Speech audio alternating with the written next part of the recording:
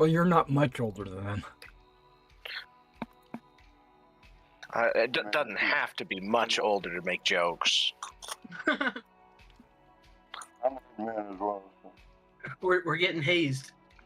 That's right. Yeah. I want to wait for my squire to grow up and haze him. Yeah, it's just a tradition. Yeah, I'm a retired vet, 22 years Army. Oh, cool.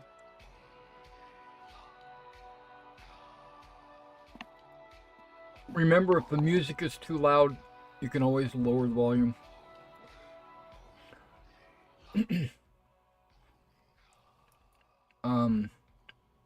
Sometimes I have music. Excuse me, I got a cough going on here. Sometimes I have music assigned to the maps so that when you are brought into a specific map, the music will start playing. And sometimes I forget that I've got it like cranked. So just keep your eyes open to that. Now, Sir Michael, did you get your character transferred over yet? Yes, I did. I have something called Old Michael, and now I'm just on Michael. Right, so old Michael can be deleted? Yep. Okay, perfect. That's what I'm going to do then. Have you ever layered multiple soundtracks on here to get the right background feel? The only time I did that was when I created my own background. Like there was one that was like goblins and there was another one that was like dragons. And I did that on my own and then I uploaded it because I think you can only upload one track, right? Oh, I use the little jukebox thing at times. You don't always have to upload. You can That's what I'm talking about, the jukebox. Yeah, you can trying to remember what the menu looks like. Basically, you can click add playlist. Right. And it brings up a little searchable thing with a bunch of pre-made stuff. Right. But you can't put, but you can't play two of them. Yeah, you can play multiple. Why would you, but you don't. Okay, yes, I can actively play multiples, but I can't add them to the map. Oh yeah, no, you can't preload multiple. Yeah, you only like put that. Yeah, you only put one in a map. Right. That's what I'm talking about. I always shut it down. Yeah, if I was able to put multiples in the map, then I would just overload the system and everything would explode. I like when I set up like a boss fight or something and I combine like 4 or 5 of them and you play with the volume separately. It makes me feel like a DJ. Oh my gosh. It's as close as I'm gonna get, man. DJ Gwyneth. Yeah, go. That's right. Boom. One of these days I'll get this straight. I'm still getting everything set up for me, so bear with. Bear with me. No problem.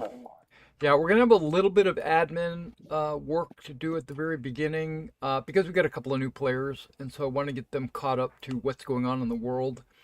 Because we didn't really have enough time to do that last night. Right, you go. You do what you do.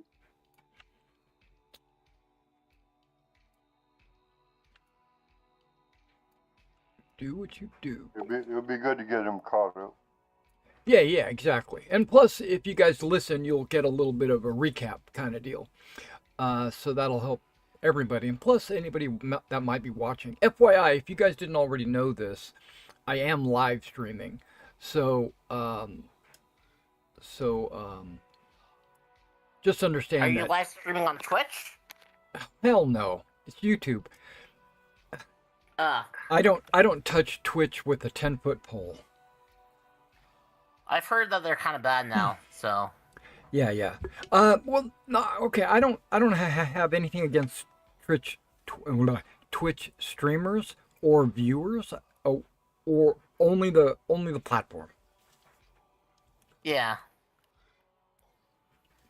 YouTube is better. Yeah, it's so much easier, and the Twitch, I don't know. They're, from what I can tell, they have a lot of like upload issues and stuff like that where and it doesn't automatically save uh, the video. Like when I upload or when I live stream to YouTube, it'll automatically save the video on my channel, so anybody can go back later and watch it on the replay or whatever. Okay, we got all that out of the way. Now let me pull up the game books. That might help. Okay, hold on.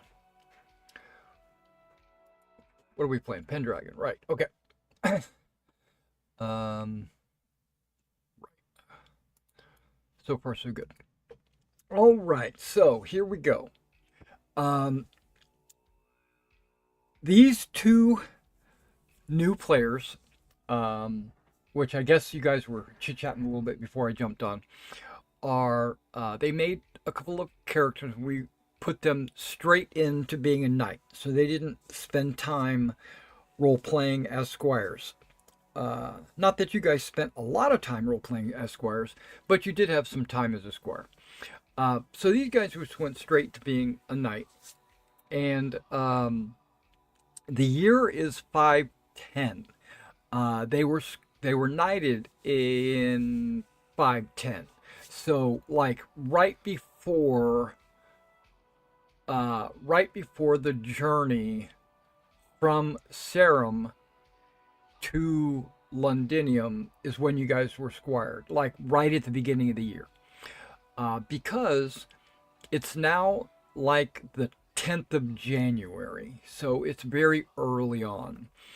But that's where we're at. Now, if we take a couple of steps back, in about 30 years ago, there was this guy called Uther Pendragon, and he, along with the Sword of Power, or the Sword of Peace, depending on who you ask, Clarent was able to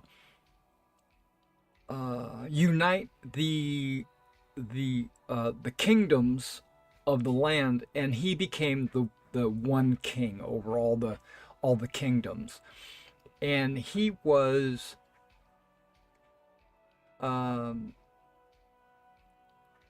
feared and respected. I wouldn't say that he was loved, but people, he was a king. And your parents or even grandparents served under a lord called Count Roderick.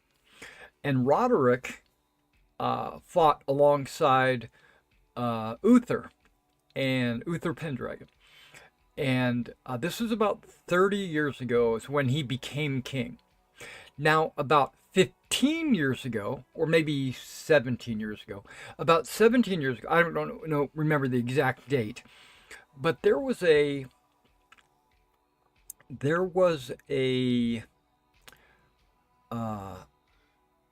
assassination of Uther via poison. So his entire household was poisoned, and Roderick was amongst those. So about 15 years ago, your lord Roderick was killed alongside the king Uther Pendragon. Well, Luther was bad anyway. Yeah, well, it depends on who you ask. But yes, Merlin thought he was going to be the king for life and all that. But and he basically mentored him up until um, about 15 years ago, which is when he was killed. Uh, so then there was no true king of England or Britain. So they call that the time that, but for the next 15 years or so, up until now, it was called the time of anarchy, and not it's not like there was a lot of different kings, and they ruled over their kingdoms with, just like any other kingdoms, but it wasn't like, everything was burning and there were riots in the streets and stuff. It's not like that. It just means that there was no true king, and everybody was trying to be the next king, or they were vying for power, taking over territory or raiding each other and stuff like that. All the while, there were Saxons to the south and west or east that took advantage of this, and they would also raid and stuff like that into the Cymric territories. Uh, Now, um, in the Cymric kingdoms, there are various cultures. Like you might have Picts, you might have, um, I don't know, I don't know, but but just not Saxons. Saxons are like a separate uh, faction, and they have multiple kingdoms as well. Okay, and so there's been a lot of strife, a little, this and that. There's been a lot of raids into Roderick's territory, which is called Salisbury. Now, Salisbury is uh, kind of in the middle of all of this. Here, let me pull up a map for you guys to see exactly what I'm talking about. Um,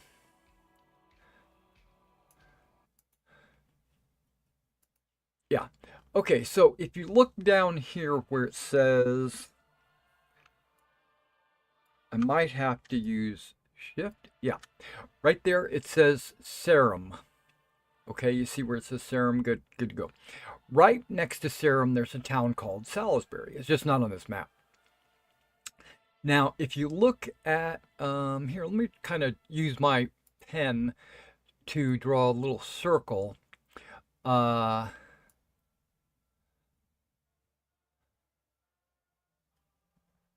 Salisbury.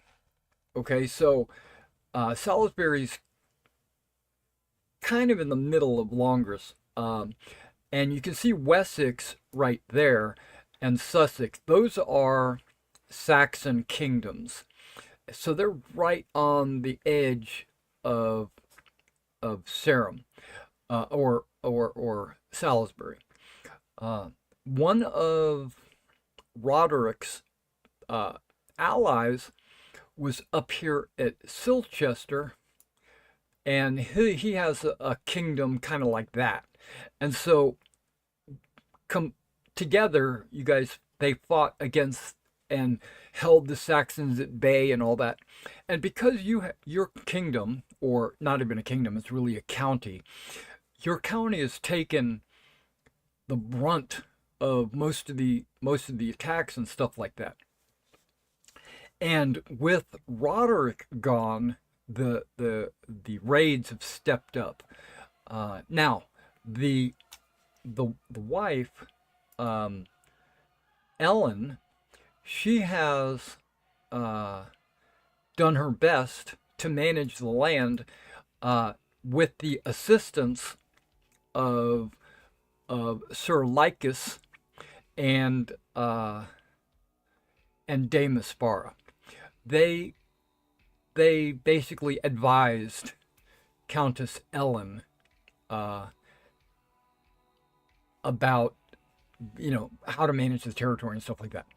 Now, Robert was just a baby when his father died, right? He's like 2 or 3 years old when his father died, so he's not able to rule the land or whatever. So Countess Ellen uh, stepped in until Robert would be of age and would be able to take over for the county. Okay, so fast forward about 15 years, and there's a big battle that was going to take place, and one of the neighboring kings, King Nantiliad, requested that Countess Ellen send her knights as a supporting faction force, and of course she did, because they're close allies.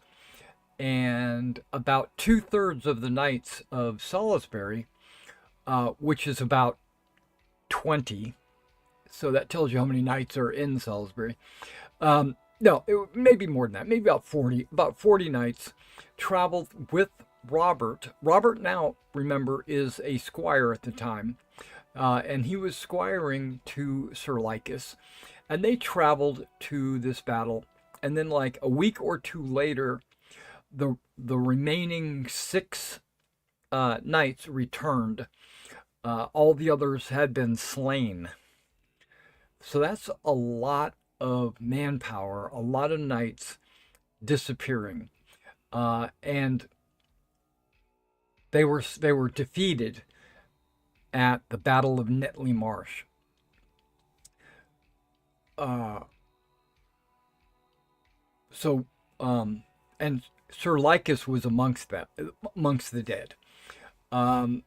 So because Sir Lycus was dead, they elevated Dame Espara to the marshal's position, which left the Castilian position open. So Sir Bar stepped into that role. So Sir Bar is a brand new Castilian. He's trusted, he's loved, he's liked, everybody likes him. And the Castilian think of him like the manager. He handles all the day-to-day business of the castle. Dame Espara handles the management of the army, movement, placement, and Sir Leo is Countess Ellen's personal bodyguard.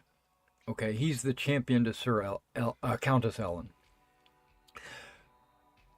So while everyone was licking their wounds, there was an attack on a couple of weeks later again. Remember, this is over the course of a month or so. There was another Saxon raid on a town that is only about 30 minutes away from Sarum. I mean, it's super close. A couple of miles, really. And so Squire Robert put together what he had available, which is about a dozen knights. And because he was so low on manpower, he decided to equip all the squires in the castle as well, and bring them along to do the heavy lifting. So they dispatched this attacking, raiding Saxons, and Sir Gwyneth and Sir Sanson participated in that as squires, right? And so this immediately after that, Lord Robert demanded that he be knighted, and he also wanted all the squires that assisted him to be knighted because they proved themselves so well. So Sir Piers, which you might see here, Sir Kenrick, they were among the squires, and they also got knighted. Um,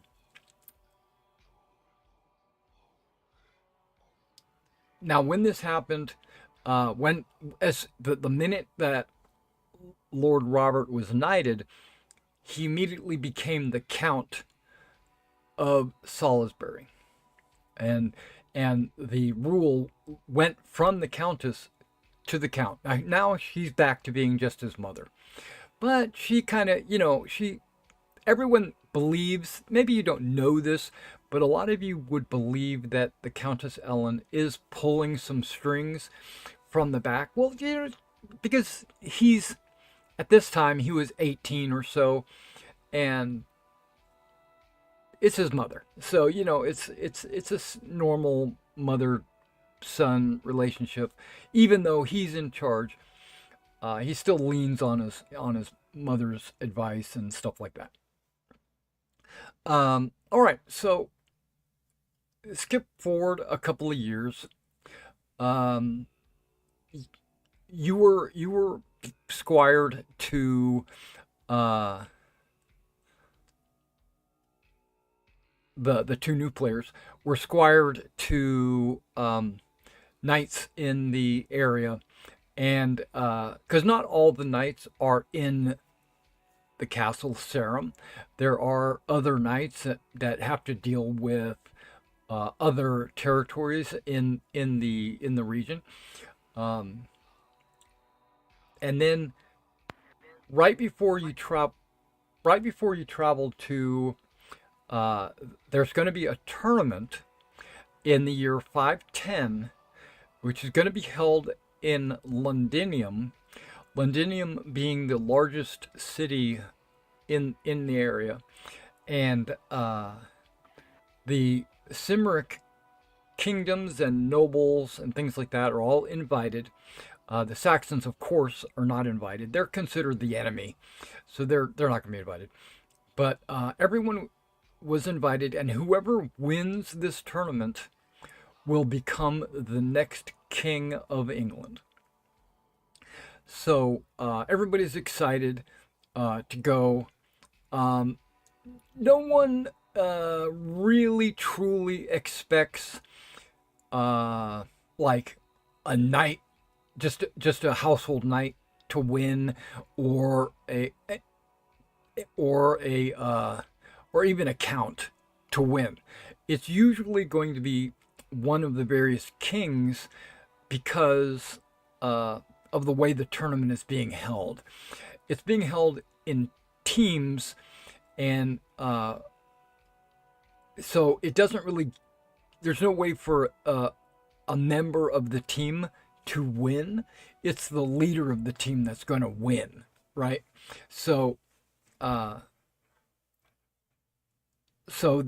like no chance that Gwyneth was going to become king of England. It's just not going to happen. Okay, so you guys are, because the tournament is coming up soon, and because Lord Robert is still pretty short on knights, and that you two have proven yourself worthy and meet all the qualifications, and he feels like it's a good time to do it before the new king is announced or whatever. He proceeds to knight you two. So you guys are knighted, and you are also going to be traveling with Robert to Londinium to participate in the grand tournament. And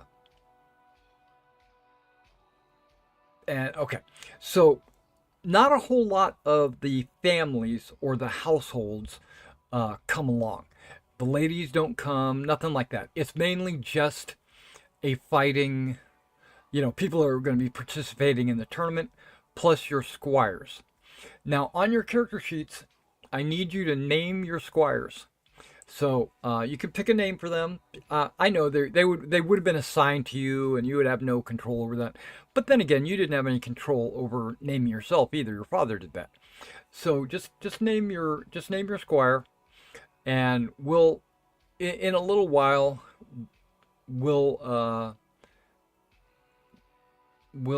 determine your squire's abilities, but it's not going to be that important right now. You can assume that your squires are 14 years old, and that their knightly abilities are usually their age minus 9. So you could say they're probably got a knightly skill of 5. But now their squire skills are going to be like close to 15. So just leave those blank. We'll figure that out in just a minute. But you do need to name them. Okay, and while you're doing that, there was a I tournament. don't see any skills in the Squire section. There's one skill, and it has a blank next. And the squire only has that skill level, that one skill level. Okay, I'm scrolling down. Scroll down. You got age and skill. Do you see that? Yeah, it says skill. And then there's also something called add, but you don't have to add anything. Not yet. So what do you put in skill? I said we're not going to worry about that right now. Sorry. Yeah, we're going to deal with that later.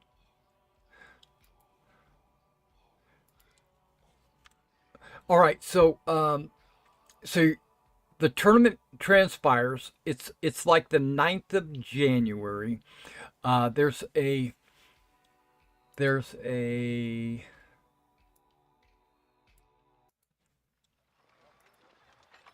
a section over here on the left. I've got it marked in blue. Yeah, right there. Yeah, right over there. In between the roads and the river and that whole section that's where the melee field is going to be, or what they call the what do they call it? There's a word for it. I don't care. Around the outer edge, you can see there's like little spokes or whatever. Each one of those is like a different king or a different duke or baron or somebody. He has his own little section that's roped off with all their tents and stuff like that. Now this is a very, very, very large area. Multiple acres of land over here. And each one of these sections, it's a good 100 feet across or whatever. So there's like 2 or 3 tents in each of those areas. There's multiple horses. You've got all the knights. There's about each group brought about a dozen knights, and then a dozen squires, and then and every knight's got 4 horses. Yeah, it's a big affair. And the area that's marked in the X, that's where all the fighting was going to take place. It's a big open field. Everybody's going to be on a horse, and they're using what's called rebated weapons, which are basically weapons with no edge, and so you do half damage. And so when you hit someone, if you are able to knock them off their horse or knock them unconscious, then they are considered captured. And the team with the most captured knights win, right? And then and these teams are split into the red and blue team, and and you tie a little ribbon around your wrist or your forearm that shows what team you're on. And then you just hang out with your own, your fellow knights, and you operate as a unit. And the unit is called a conroy. A conroy is usually about 5 to 15 knights or so. Think of it like a platoon or whatever. It's just part of a bigger battle. And Sir Robert has the honor of accepting King Leodegrace, which is just another king he decided that he wanted to fight with Sir Robert in his convoy. So in the group, this is unusual because you didn't realize that Sir Robert was so. I don't think you realized how well liked Sir Robert is amongst the other kings around the area. So he fights with you guys. The fighting doesn't really last that long. It lasts for about, well, it's going to last all day. But after the first hour or so of fighting, there's horns being blown and a big occurrence is happening inside the city of London, right? And everybody stops the fighting. The fighting is over. They say that the sword has been drawn from the stone. The sword, Clarent, which was Uther Pendragon's sword, was discovered one day. One day it wasn't there, and the next day it was there in front of the cathedral. I think it's St. Paul's Cathedral, which is G. Yeah, St. Paul's Cathedral. There was just magically appeared in front. There was a stone. On top of the stone there's an anvil, and struck through the anvil is the sword. And there's an inscription on the bottom of the that says, whoever draws the sword will become the rightful heir to the kingdom, blah blah blah. And so this boy had drawn the sword, and we all know it's Arthur. Arthur drew the sword from the stone, and there was a little bit of a commotion. Some people didn't believe it. Some people immediately accepted it as fate. Some people were in shock. It was because nobody really knew what was going on. And so he puts the sword back in the anvil because he thinks he did something wrong. So he puts it back in the anvil, says, "Oh, I'm sorry."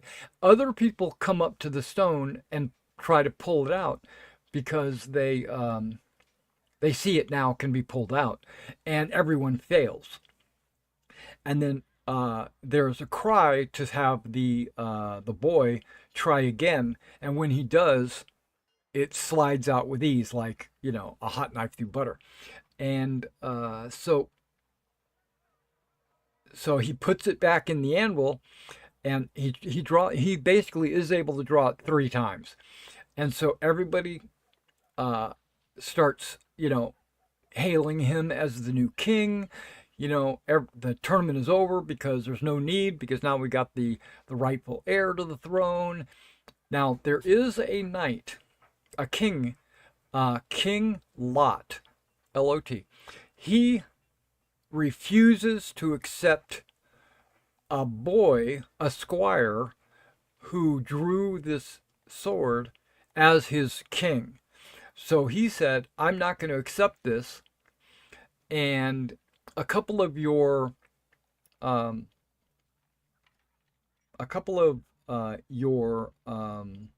brothers in arms step in between Sir Lot and the boy king, because he was making aggressive motions towards Arthur, like he was going to kill him or something like that.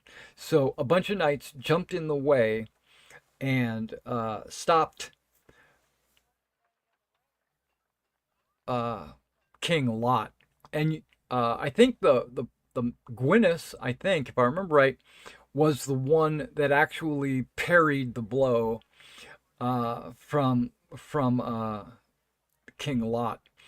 And so he just he throws his rebated sword down, because that's what he had, the tournament sword with him. So he throws it on the ground and says, "This is a piece of crap." And he says, "I refuse to accept this." And he gets all of his knights that were there with him, and they get on their horses and they ride away. Right? So basically, King Lot is going to be a problem. That's kind of the impression that you guys are getting. Now, I smacked the snot out of King Lot. right after after the town basically settles down and accept this boy king, um, he decides that he's going to put this sword on display in the cathedral, in St. Paul's Cathedral.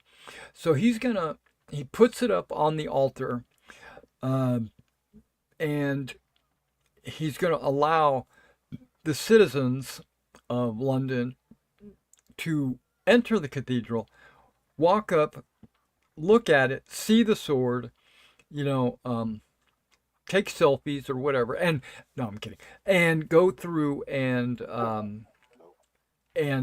just basically admire the sword and verify with their own eyes that it is in fact drawn from the stone and stuff like that. Basically, he wants to give them a show of, like, see, it actually happened, right? But he also understands that this is a risk, because the sword is so important, and it is called the sword of power because it is legendarily, it's supposed to be magical, right? So it could be, you know somebody might walk off with it or whatever. So he assigns 24 knights uh to guard Clarent in overnight. So there's going to be 8 knights at a time in the chamber, and watching, and basically keeping their eyes on the sword, right? Um, you four have been chosen as half of the 8. So you guys are going to be in, like, what I like to call the second shift. So you guys are going to be uh, from about 8 p.m. to about 4 a.m. That's your shift. So you would have your full armor and regalia and everything on you, but your squires are not with you. Uh, the populace is not coming in. There's a curfew at dark. People are temporarily, just for the until everything can be settled.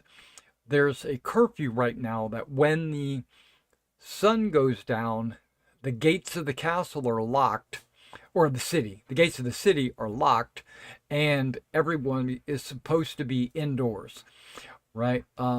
So the pubs and everything are kind of shut down, and basically everybody is supposed to be indoors after dark. Now your squire, along with Robert and the other knights that were not chosen, they're still going to be staying in their tent city outside the walls. Um, but between about 8 and 4, you will be in the cathedral, guarding Clarent. So far, is everybody caught up? Well, the two new knights. Yep, The two two new knights. new knights, don't they have a choice of who allegiance they will go with? Do they have to make a decision? No,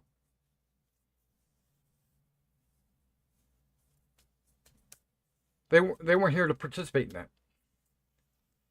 No retconning.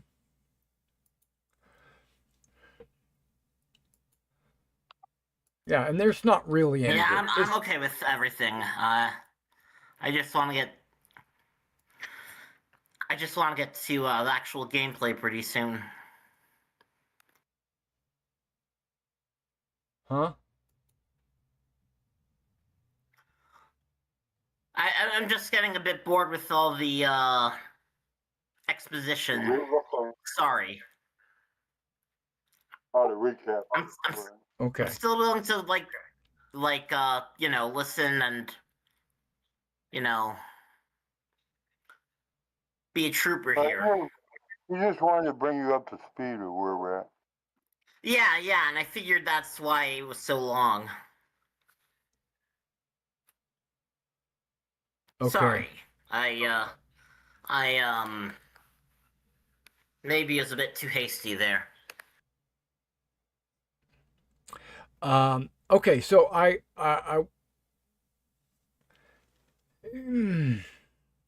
don't know how to respond to that. I want to say something like, but I could be wrong. There's a lot of that type of gameplay in this game. When you said you're waiting for the game to start, I was like, well, the game started at 7. So now it wasn't die rolls, it wasn't moving miniatures, or it wasn't pushing figures around the table or anything like that. It's not fighting monsters, but 99% of this game is not that. Well, that's fine. I just the main thing is I want to be able to make choices, and Yeah. it's less that.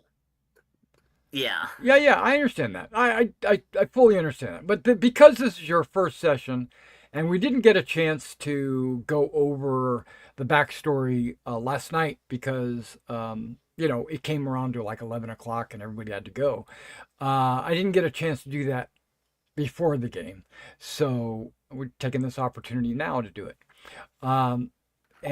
Sorry. Yeah. I was over hasty. It's all good. It's just information I think you need to kind of know where you stand when it comes to what's going on. Okay, so let me kind of there's a, what do you call it? Some flavor text. Okay, the sword and the stone and all that, and here we are.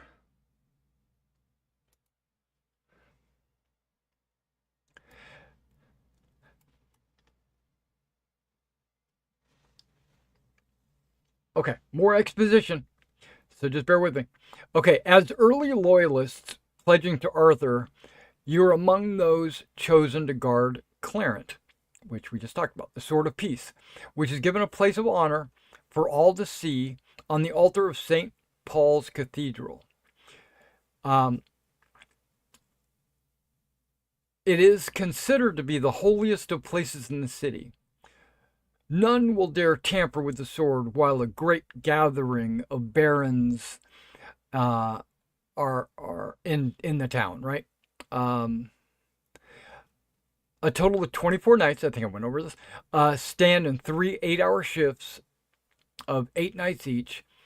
It's largely an honorary posting because no one expects anyone to actually enter the cathedral and steal it.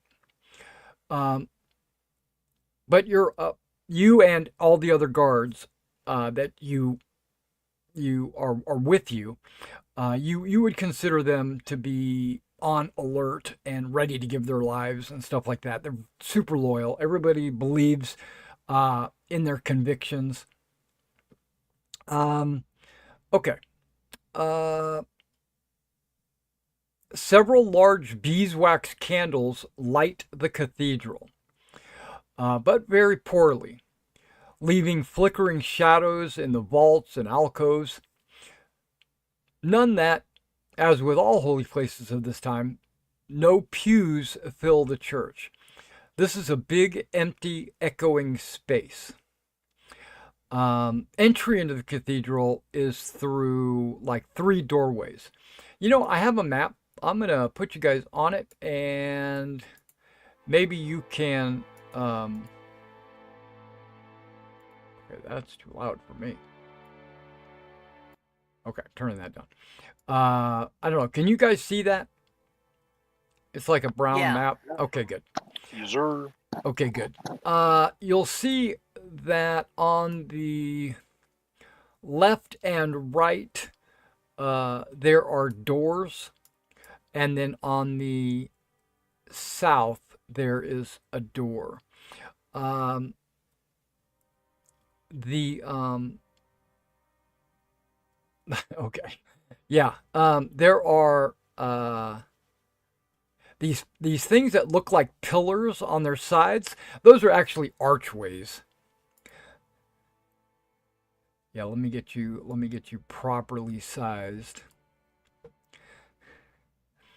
There you go. And so Thanks. if you take your character sheet, this is for Mike. Sir Michael. If you drag your character sheet onto the map, a token should appear.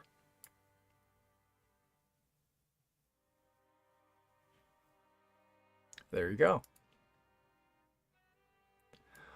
Also, these tokens are double-sided. So if you right-click on your token, you should get an option to multi-sided, right? It's at the very bottom of your list. You should have two choices. One is your portrait, and one is your heraldry. So if you prefer to run around with your shield showing or whatever, you can do that. Yep, exactly, just like that. Now I'm supposed to find these other knights.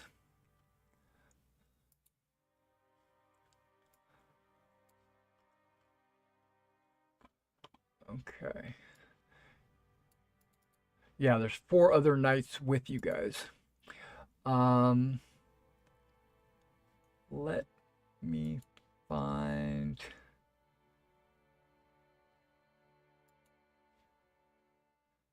Their token.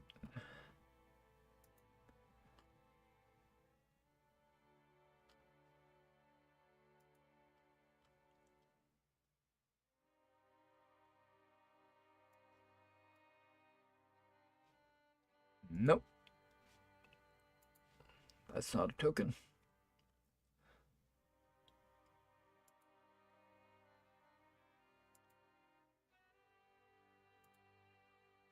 Okay, give me a second. I'm going to my token page. I'm gonna find one of these guys.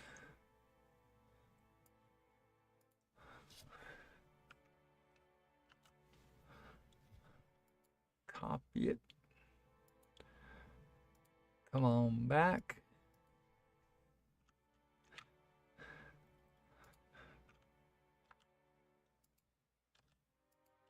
There we go. They're very generic guys. Now,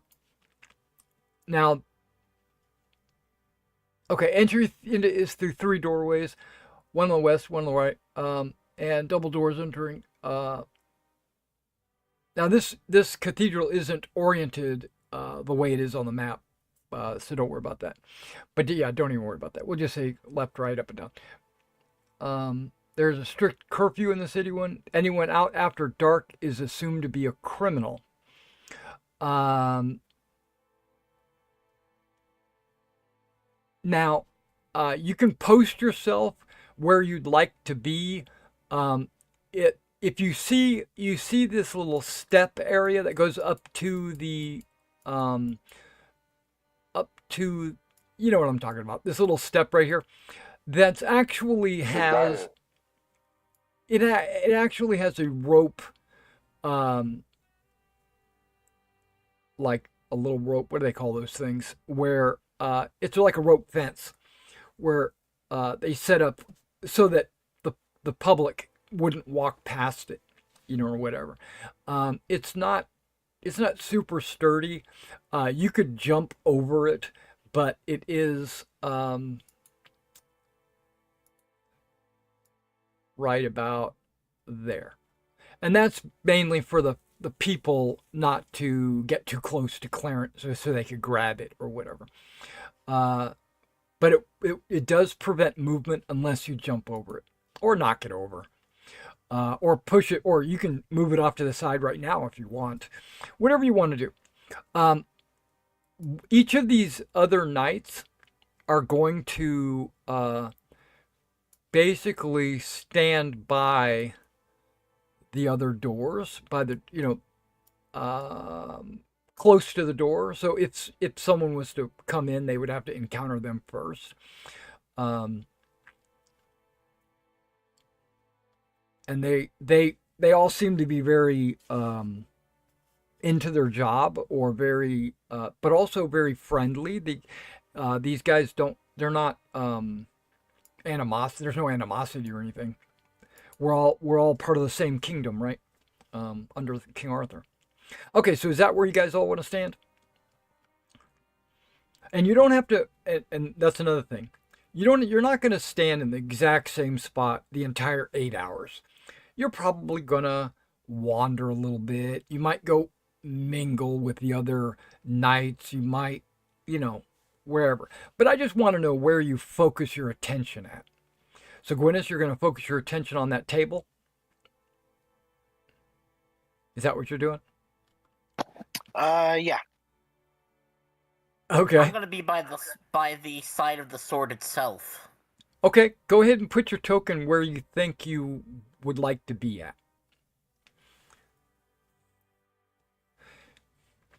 And I don't think the measuring tool is correct.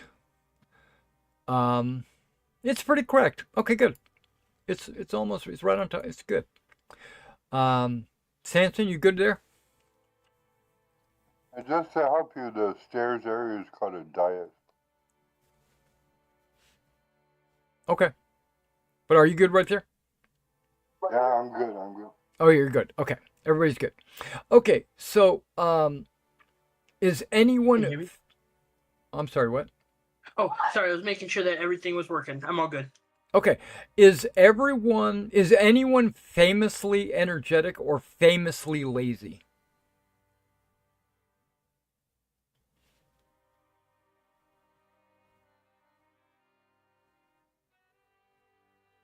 Famous required, was it 16 or 18? 16. Okay. Yeah, I got 17. I have a 17 energetic. Okay. So if you're famously energetic, you do have to roll your famous energetic. Otherwise, anybody that's not famously energetic or lazy can choose which one they want to roll. I will be, decently vigilant towards, trying to do my job. Okay, so you would, are you saying that you want to be energetic? Yes. Okay. Because an energetic person is going to be, I guess, up and vigilant, and his eyes are going to be open. A lazy person might sit down or go over by a table and kind of sit off to the side like Gwyneth. I'm keeping myself in reserve Okay, so I can help protect any door that may be breached. but remember, each of you need to make an energetic or lazy roll. Yeah. Sanson was forced to make an energetic roll because he's famous for that. Oh, Gwyneth? No. I got a critical success. Oh, fuck. Okay, if you get a crit or a fumble, don't forget you can put a check by it. Yeah. So I got a fumble. Would that mean I'd put a check by energetic or lazy? No, you rolled energetic, so it goes by energetic. If you fail, right, and a fumble is considered a fail. If you fail, you have to roll the opposite one. If you succeed or crit, you can just stop right there. So I roll lazy now. Correct. That is correct. I failed on that one too. Okay, so you're not either energetic nor lazy. You're kind of in the middle. So I don't. So I put check marks on both. No, you didn't. You didn't crit or fumble lazy. So I put a check mark on energetic because I fumbled it, but I don't put a check mark on lazy. Correct. Correct. That is correct. Somebody is rolling valorous and cowardly by accident. Oops. Okay. That was me. Okay. Let's see. Okay, so you're being energetic. So you stop. Okay. You don't need to roll. You're lazy. Okay. All right. So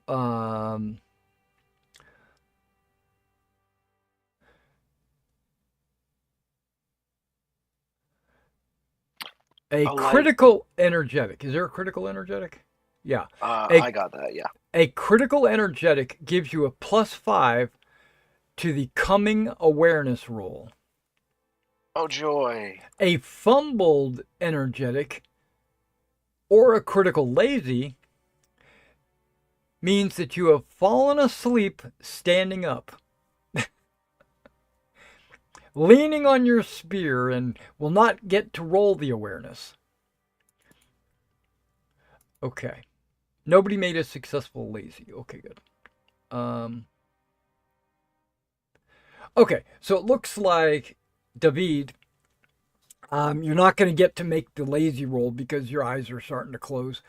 Where Gwyneth, you're going to get a +5 to your awareness roll. See, I said I was saving myself in reserve. That's right. That's right. Still could be aware. Well, you're walking around and you. Yeah, I was Okay. gonna say every now and then I'll get up and I'll, you doing okay? You need some water? Yeah, okay, cool. And then I'll go sit back down. Okay, for those of you allowed to make an awareness roll, go ahead and do so. It says only those that are still awake and not dozing. Okay. +5. You get a +5. A Yeah. critical awareness. Okay, now if you ever get I know that when you guys are rolling the skills, there might be a macro box that pops up asking for a modifier. Is that correct? Yes. Okay. If it does, don't put, and if you have a modifier, don't put a +5, just put 5, because a plus will mess everything up. So you just put a 5. But if it is a minus, you do need to put the minus. It's odd that way. Okay, that was mainly for Mike because he's not that familiar with Roll20. Okay, so hold on. We got 3 awareness rolls. We got a failure. We got a critical on Gwyneth. Again, did you check it? And Mike fails. Okay, Gwyneth, you need to put a check by that one too. You're just balling tonight. Okay. A fumble or failure indicates that you do not notice anything. Success means you heard something, but it's not sure what. A critical indicates you hear a gurgle and the sound of an armored body being lowered softly to the floor. Someone is sneaking into the cathedral. Or some people. Yeah, one person. So, Gwyneth, what are you going to do? You overheard someone gurgling, like they make a noise with their throat by either by accident or it's a signal, and you also hear the sound of feet hitting stone and armor, like maybe chainmail or something clanking. All of this coming from the opposite alcove. That would be this one over here. What do you want to do?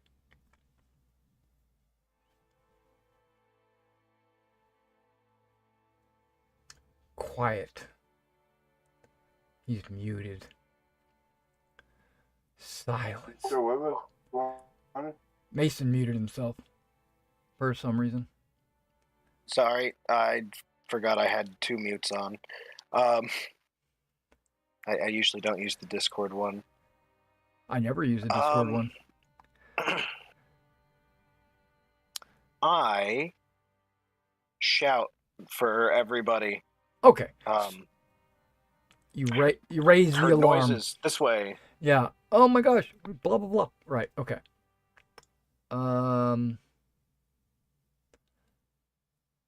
Okay. So in this first round of combat, you're the only one that gets to act, but immediately after that, everyone will get to act. So what is you're going to raise the alarm and what? Not just stand there, or maybe you are just going to stand there. What are you going to do? This is a combat round. What are you going to do? I'm going I say to... it's a combat round because I'm just asking to know what you're going to do for the next 5 or 6 seconds. You have a movement value. Do you know what it is? Not off the top of my head, no. It's on your character sheet. I'm looking for it. It's under your characteristic. It is 18. Okay, so you can move 18 feet. Okay. It might That's reasonable. be. It might be yards. Just a second. Might be meters. Could be anything. I'm bringing up my PDF. We didn't have to really deal with this when we were mounted because they have such huge movement values. If it's meters, you could change to meters. Yeah. I can't see the final distance through my health bar. That's fine. I didn't want to move that far anyways. It's only like 12, 13 feet. Right, hold on. The average movement rate per human is 16. Movement rate is used right. You can move faster in combat if you wish.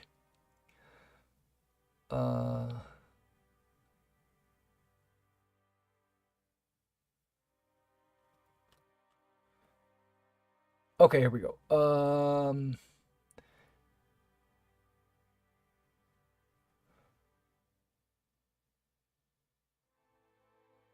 1.6 yards per second. What's your speed? You said 18. 18? Okay. So it'd be 1.8.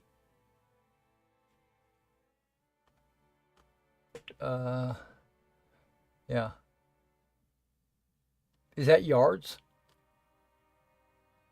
It doesn't say movement is in yards. It should just say that. It should just say very first thing.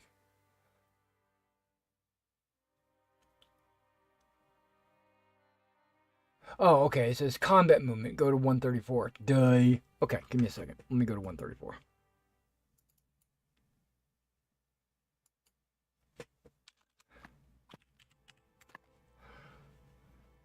That's what I get for trying to look at overland movement.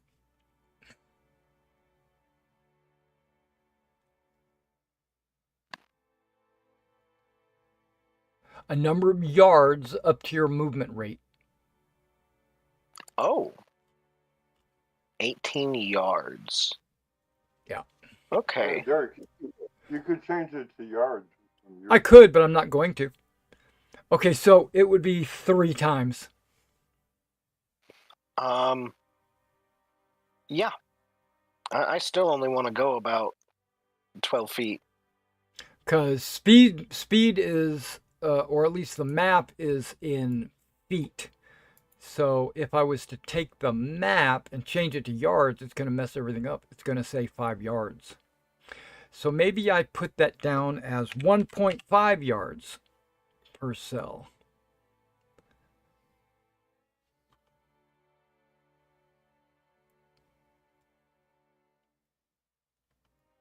No, there's no yards. There's only meters. We'll call meters. Meters is good. Well, I come out beside. I guess it's an archway. Um, Hold on, let me see if it worked.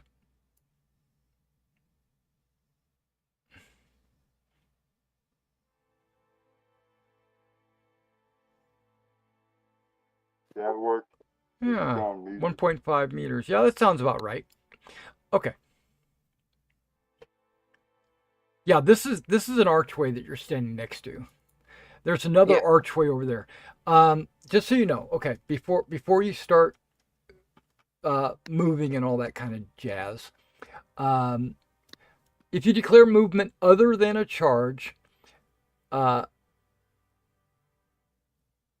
you move a number of yards up to your movement rate. You do not have to move your full value, right? That's self-explanatory. Once you enter combat, you stop moving. Uh, movement is used to decide if you're close enough, right? Also, remember that you can't move and attack. Oh. Yeah. Um,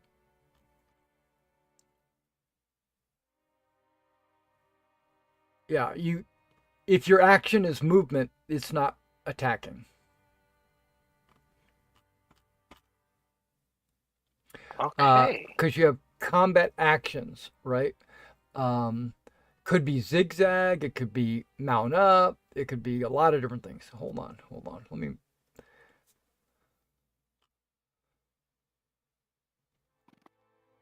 Okay, I lied.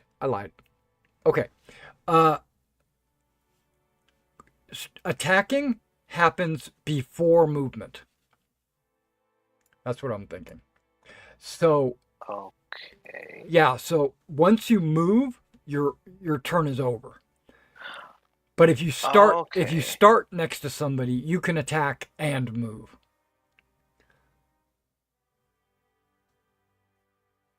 Okay. Um. But you have to get there first. But okay, so you just wanted to move that far is all you wanted to do?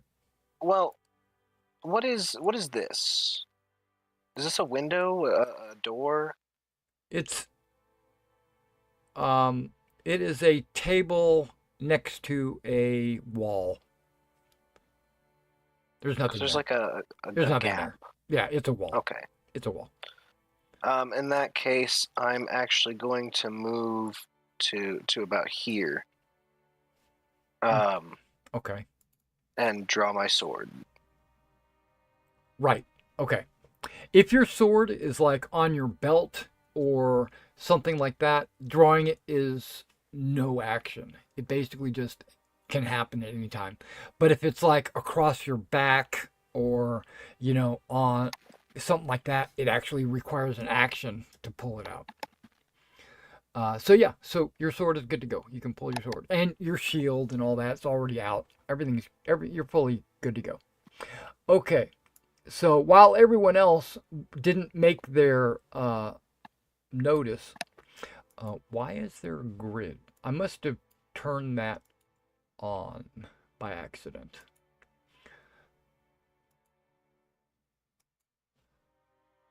There we go. Let me get these guys that you see piling out of this alcove. There is more than one of them.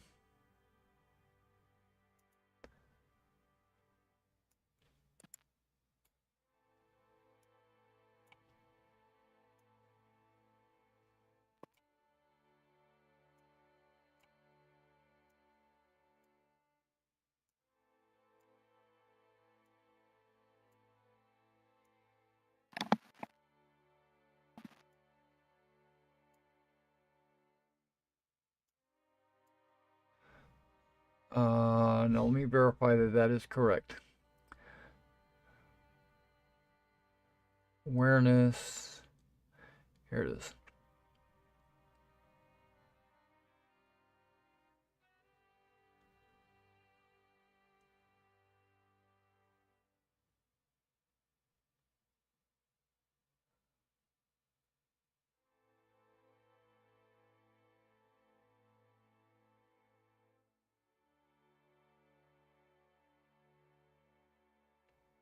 Okay, suddenly, half-naked men covered in strange blue sigils spring from the shadows and attack the knights.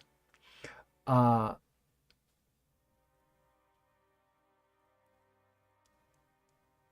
yeah. Okay. So, again, this pick runs right up to you. Another one runs up to the Cornwall Knights that were unaware, and the other ones run into right about where you see them. And now everyone is alerted. The engagement has begun. They had to move after uh, after they attack. You can't. You have to attack at the start of your round, so they couldn't. They charged forward. Uh, now, um, on a new round, just so everyone knows, uh, everyone, and I'm going to take turns asking each person what they are going to do. You don't actually move your token, you don't roll any dice, nothing. I'm just asking, what are you going to do this round? And then I will tell you what the opponents are doing, and I'm going to tell you that ahead of time anyway. I'm going to tell you that first so you can make a decision. I'm going to tell you what they're going to do, and then you tell me what you're going to do. And then once everybody's declared their action, it all happens simultaneously. But I will, for convenience sake, I will kind of break it down into chunks of what actually happens. You'll see how it goes. Okay, so the start of the round. The picks that are engaged in the south are all going to attack. Just a second. I wonder if these are tied to a character sheet. Oh, they are. Sweet. Okay, so what do they got? They're naked. That's one thing. They don't have any armor. Or do they? What is going on here? Armor points. Okay. They have just your normal like pants. They might have a helmet, and basically they've got some armor, but it's not worth a whole lot. Okay, it's like less than 5 points. They are carrying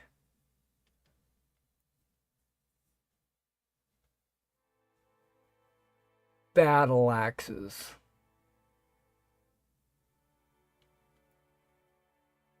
Yep, they have battle axes. Okay, that's pretty cool.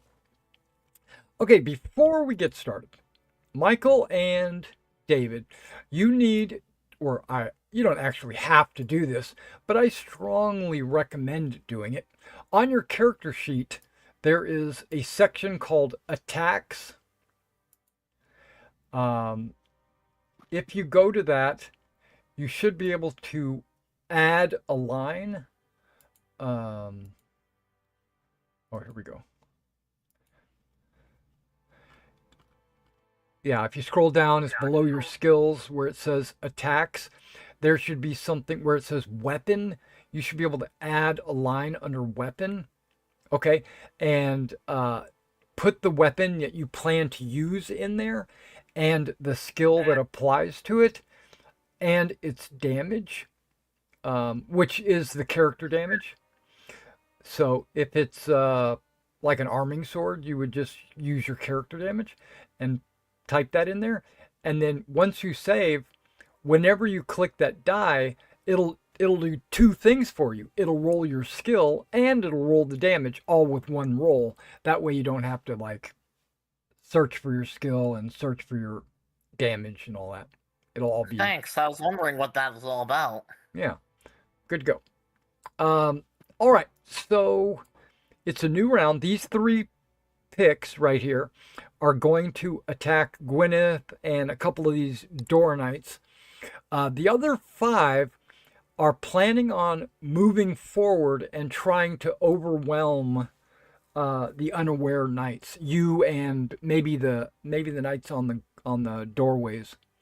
So while Mike, you got a measuring tool out there. I don't know what's going on. Maybe that's I need to refresh or something. But what do you guys want to do? Well, let's start with Gwyneth because he's in it. Gwyneth, what are you planning on doing? Mostly naked barbarian is I'm attacking back. Okay, so you're gonna fight back. Yes. There is you can here's some options for you. You can attack, which is what you're doing. You can defend, or you can try to evade, or you can do what's called a reckless attack. What might that be? I knew you were going to ask that. Okay. Let me zoom in to reckless attack. I've been playing with Adam too much.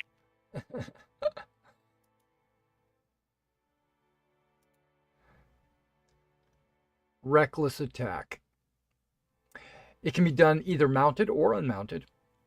You throw caution to the wind. If you choose reckless attack and the opponent chooses... Okay, never mind. Weapon skill versus opponent's action. If,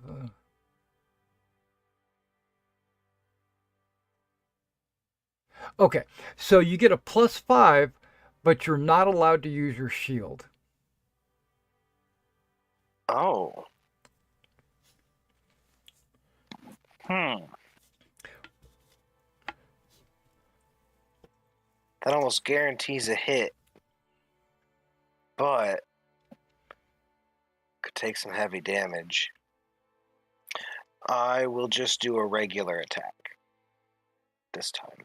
Okay, and that's what the 3 picks are doing as well, and that's also what the Cornwall Knights are doing. Just so you know, the 2 Cornwall Knights are going to kind of step forward and try to get into the main chamber. So, Sanson, what are you planning on doing? They're coming to you. I'm holding my ground, and the head of the maw is laying on the ground. I'm holding my ground. You're holding it. Okay, yeah, you're waiting. Got it. Because you can't attack yet anyway, so might as well, right? Sir Michael, what are you doing? Okay. Sir Michael is very shocked seeing this, although he was awake. He draws his sword and his shield. Yep. And he starts moving towards the large group of the warriors. Okay, so you plan to move forward a little bit. Yep. How far do you plan to move? This is all a statement of intent. Like how far they're coming to you, so. Okay. I plan to walk not super slowly, but just casually towards them, since I see them running towards me as well, to steady myself. Okay, very good. I can get around that. Okay, Sir David, what are you planning on doing?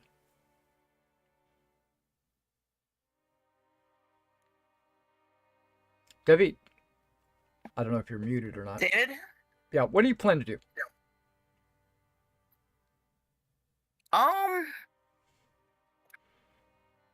Well, I want to help the other knights who, Super. Yep. are, being attacked by the picked warriors. Right. So you're gonna I'm draw. gonna approach.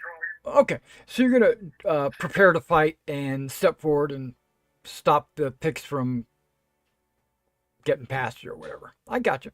Okay, so is that about where you want to go, Sir Michael? Let's see. No, I'm David. I know, but I'm talking to Sir Michael. Yeah, that's good. Sorry. Okay, and is that about where you want to be? Yes. Okay. This Cornwall Knight steps up to there. This Cornwall Knight steps up to there. Sanson said he's holding his ground. This one is going to go right there. This one's going to go right there. He's going to go right there.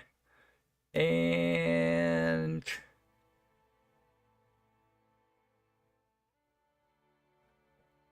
I have to protect the sword. yeah, he'll go all the way, and he'll go all the way there. Okay, so everybody has somebody. Everybody has somebody. Okay, but the only ones that can actually fight are the ones in the south because they were engaged last round. All right, so Gwyneth, we'll start with you. My battle axe against your sword, I roll a. I don't know what I rolled, but I rolled something. I got a failure, a fumble. Oh my gosh, I got a fumble. Yeah, fumble. Success. Okay. Well. Yeah. That's bad for the bad guy. It's bad for the bad guys. Where is that table?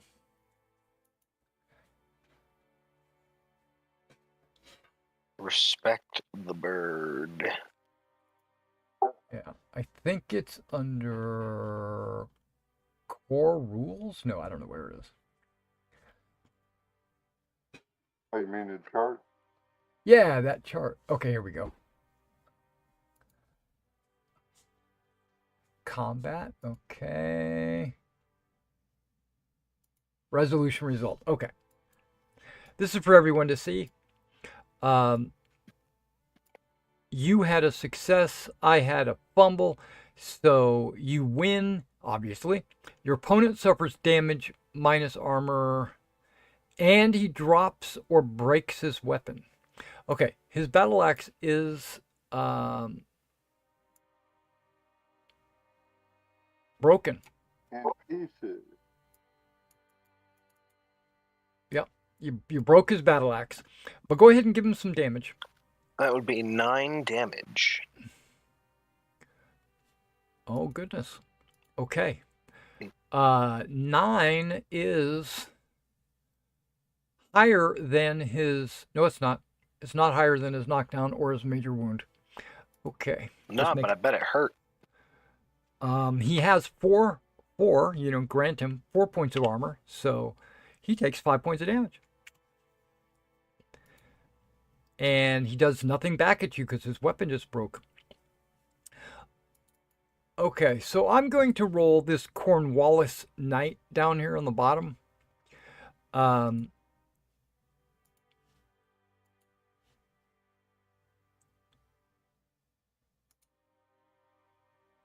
He succeeds with 18 damage.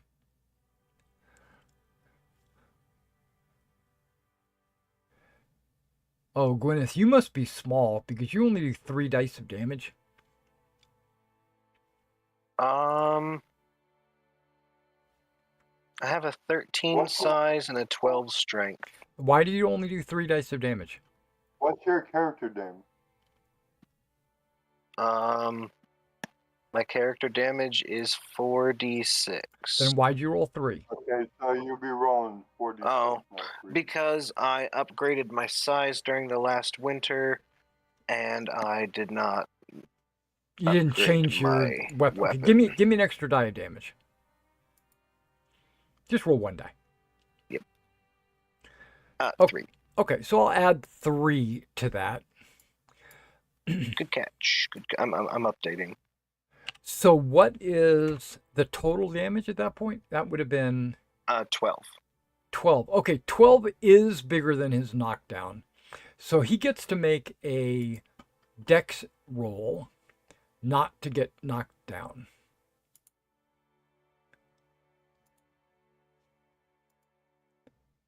Okay, he's knocked down. So I broke his weapon and knocked him down. Correct. He did.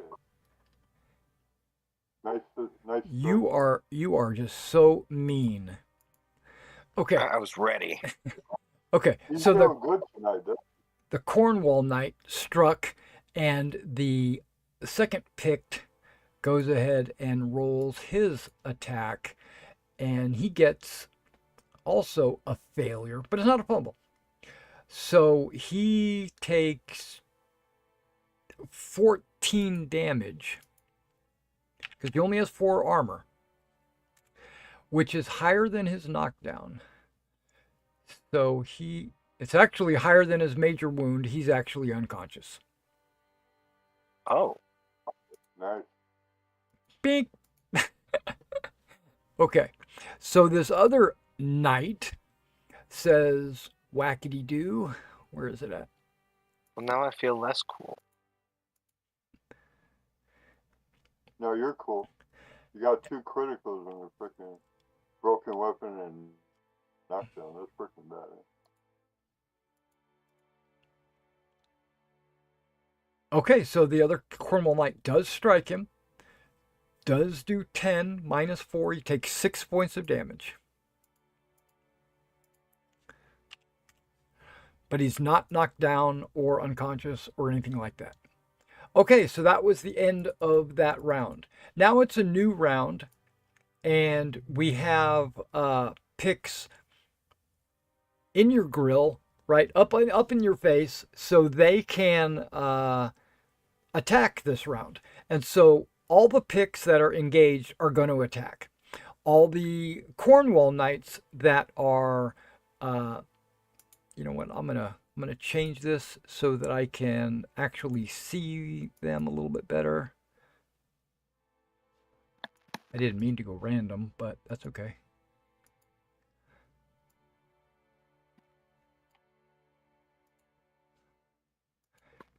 Just giving them a different border color so I can see them. They're good guys and not part of the picked actions.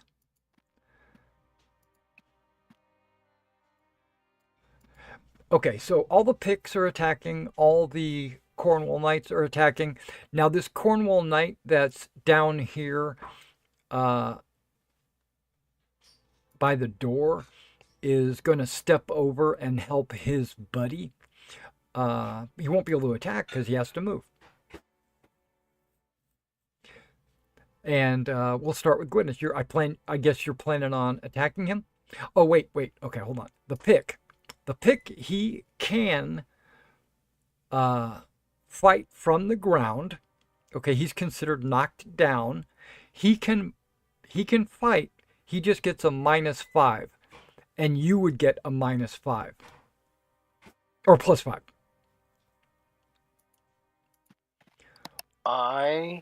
And then he's gonna stand up. I will stand back and let him stand up. Okay, he is not a knight. Yeah, you don't have to show chivalry to. Yeah, he's not a knight, so you're not obligated to be chivalrous. But if you want to be, you can. Yes. Okay, so you're gonna let him get up. He is still fighting you, so you automatically have to fight back, unless you're taking the evade action. No. If he attacks me, he's getting smacked. Yeah, he's attacking you. Oh, okay. I declared that already. Yeah, no. Okay. No mercy. All right, Sanson, what are you doing? You gonna attack him? Right. Just gonna engage in combat and fight these guys? I assume that's what everybody's doing. It's kind of self-explanatory. I mean, that's pretty much what's going on right now. But Mike, what do you want to do? Is that what you're gonna do? Yes. Okay. I've Don't got make my any sword die ready rolls. and- Oh, okay. And That doesn't count for anything. okay. I says the pigs come up. I say, "You brought violence to a house of peace. I'll take no joy in this." And I have my sword raised. Up against Okay. Feel the All right. wrath of my Lord. Put a little power onto it. Okay, no problem. And then David, what are you gonna do? You're gonna fight? I assume so. But...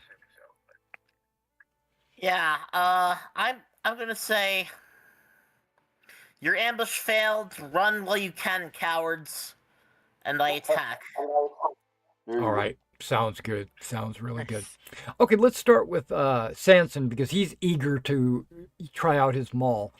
Let's go ahead and that roll doesn't count. So let's go ahead and I will roll my pick warrior with his battle axe on you. Wow, I'm scrolling too far down. Where is it at? There it is. And then you can go ahead and make your maul attack on him.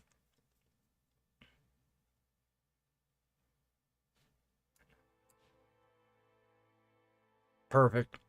Oh, okay. That's failure. I did 16 damage. You're not using a shield, obviously, because you've got the maul out. So what do you got? About 10 points of armor, I do believe. But didn't he say, isn't it a failure? Yeah, what are you talking about? He said he succeeded on his maul roll, but he didn't. No, I didn't. No, I failed the defense. Yeah. Sorry, What are you talking about? I must be missing something. Yeah. I must have. Yeah, I must No, have. Yeah, had just a long sit. day at work. Let's just say that.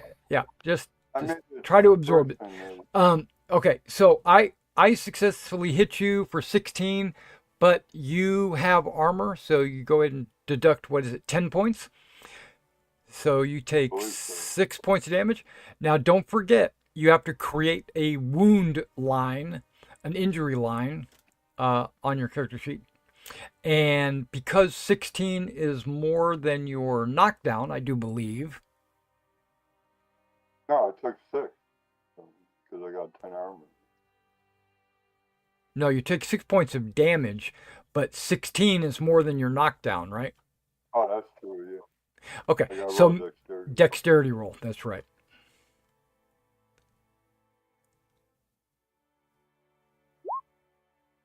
Yeah, so you're not. Yeah, so you're not knocked down. He knocks you, like for a loop, but you don't fall to the ground or anything. All right, so that fight's over. So Mike, you go ahead and make your sword attack with damage roll, and I will make my battle axe roll. Okay. Now you're going to get 2 pop-ups. One is for a plus for the attack, and another one is a plus for damage. You just hit enter on both of those. Okay. Yep. All right. So I succeeded, and you failed. So what that means is you do not get to use your shield. So you only get your armor, which is 10. But guess what? Okay. I only did 9 damage. Oh, okay. So you take 0. Now, is 9 bigger than your knockdown? My knockdown's 14. So, no. so probably not. So he does not knock you down. Okay, so Okay. we'll go to the pick warrior that's on David now. Cool. So David, you make your attack roll, and I'll make mine.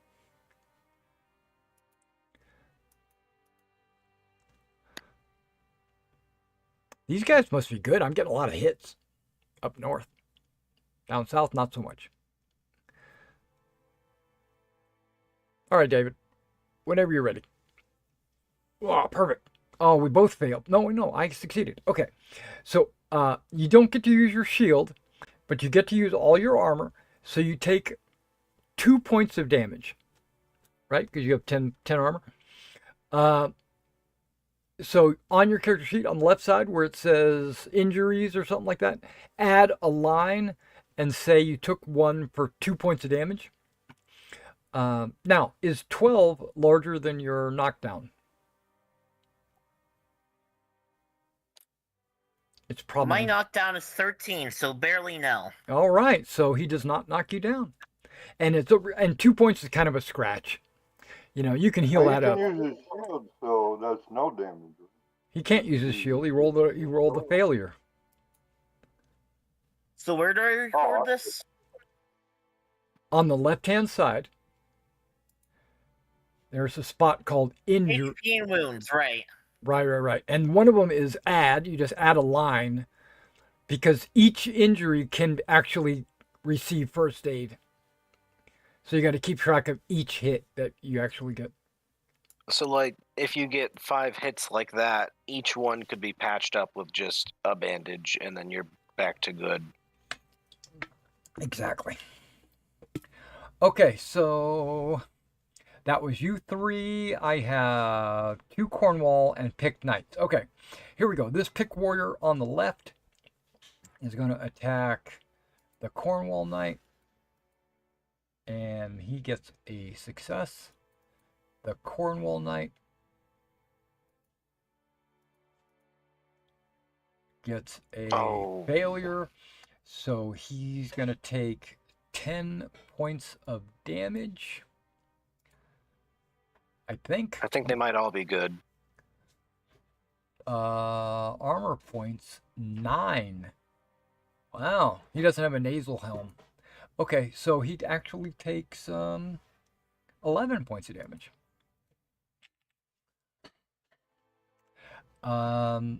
And 20 is way more than his knockdown.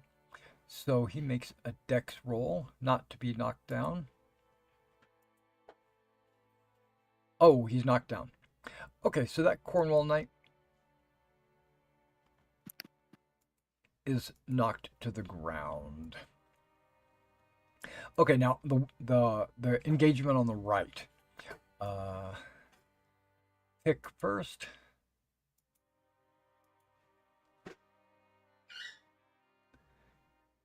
And Knight. I keep looking at critical damage, and that's not the one I'm supposed to be rolling. Okay. Okay, they both failed. So they both failed to do anything to each other. It's a big engagement over there. All right. So did we do Gwyneth yet? Not this round. Okay, so I'm gonna get a -5 on my. Who broke their battle axe? The one on the Cornwall Knight? No, on you. The one in front of me, who's got the -5. Okay, he'll take his unconscious friend's axe.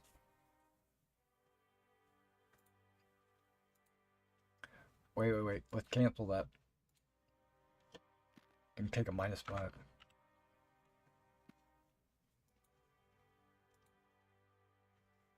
Hey, I got a success. And so did I. That's a right. higher one. That's right. So, if you are both successful, I do think you both take damage. Both suffer damage. No, tie.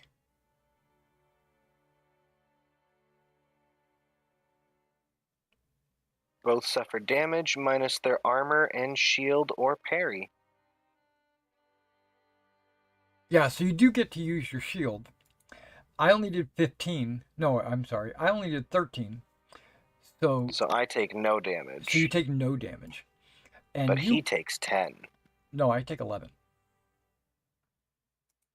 Oh, right. I was thinking it's 5. Yeah.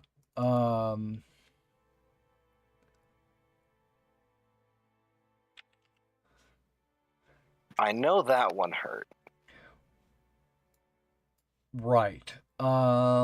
11 is not his major wound.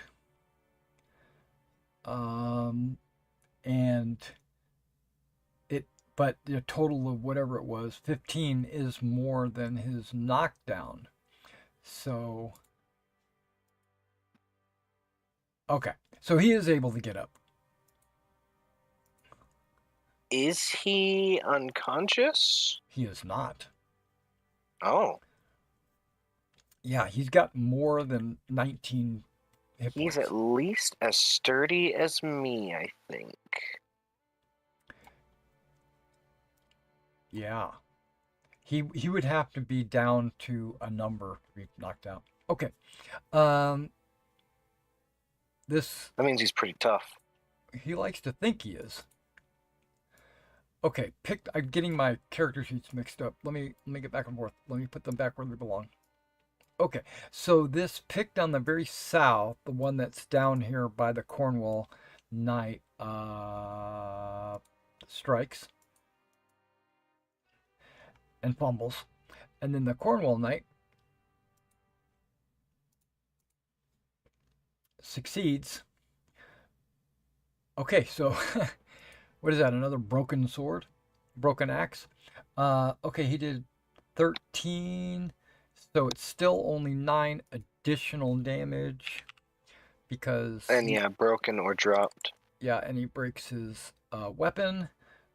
13 is more than his knockdown. He makes a dex roll and does not get knocked down. Okay. But his weapon is broken.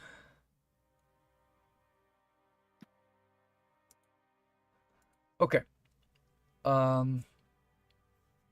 might have to draw his secondary weapon. Okay, so that's, and then this Cornwall Knight goes over here to assist his buddy. Okay. I think everybody is, or had a chance to act. Okay, let's start back again with Sir Gwyneth. What are you going to do? He stood up. Oh. Wait, yeah, he stood up. He's still conscious. Well, I'm going to put him back down. He's planning on fighting you. I'm going to put him back down. I'm going to hit him. Okay, these 2 Cornwall Knights are planning on attacking this Pick Warrior who is unarmed. Well, he's using his battle axe is broken. He's not unarmed. I guess we'll have to start using his spear. Oh, okay. Yeah. He wasn't sure if he was wanting to do that, but I guess he's going to do it.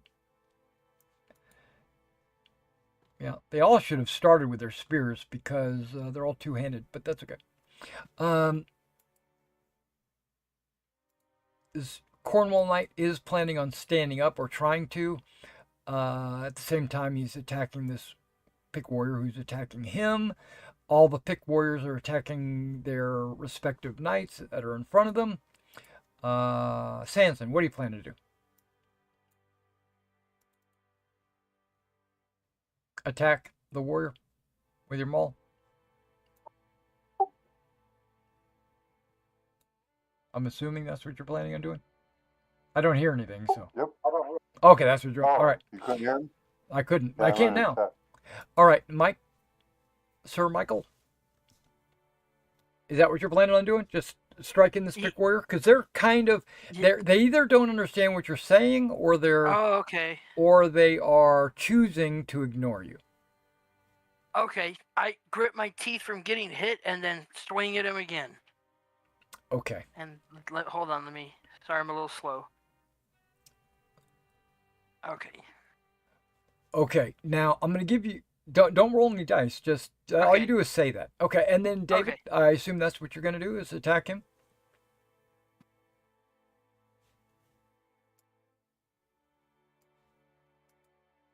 David. David, you with us?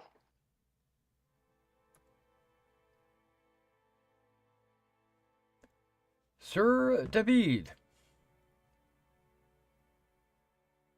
Guess we lost him. My turn? No, I'm asking, what are you doing?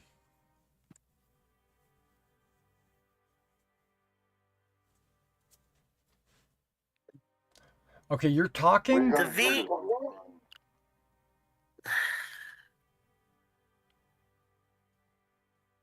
Yeah, you were talking. I could see the green light on Discord come on, but I couldn't hear anything.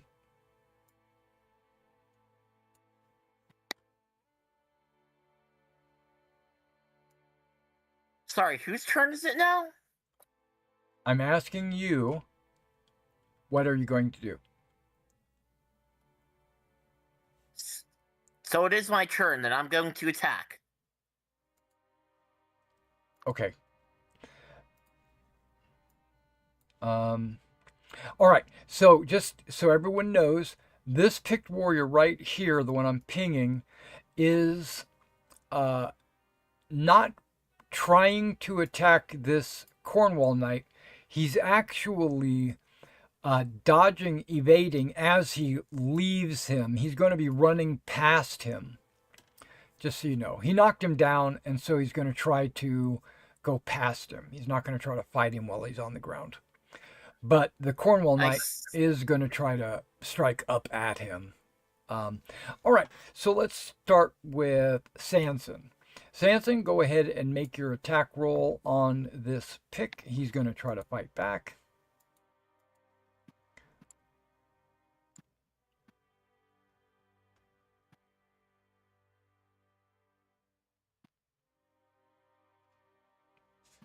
There it is.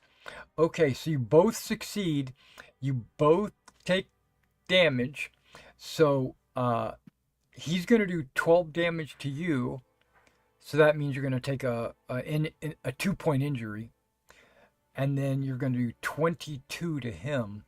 So that's going to be 18 because of his armor. 18 is more than his major wound value, so he is knocked unconscious. Kerplato caved in his skull or something, knocked him out. All right, Sir Michael. You got a warrior in front of you. He's striking at you. I succeed. Let's see if you can succeed or crit. Okay.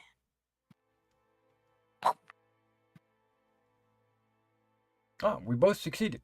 Okay, so I do 14 damage, but because you succeeded, you get to use your shield. So you block 16 points of damage. So you take 0. Nice. But is 14 Lucky. is 14 more than your knockdown? No, I think you said it was higher. Yep, just double checking again. 14 is exactly my knockdown. Okay, so you are Okay. not knocked down. It has to be higher. All right. Okay. Major wound is equal, knockdown is higher. Okay, so but you did 22 to him. He'll mark 4 points off, and he'll take 18. He can't take 18. That is in one hit. 18 in one hit is considered a major wound, so he is knocked out. Oh. Nice. Okay, so David, now it is your turn to go ahead and throw down with this guy, and he will strike back at you as well. I fail, so I get no shield, which he's not using anyway.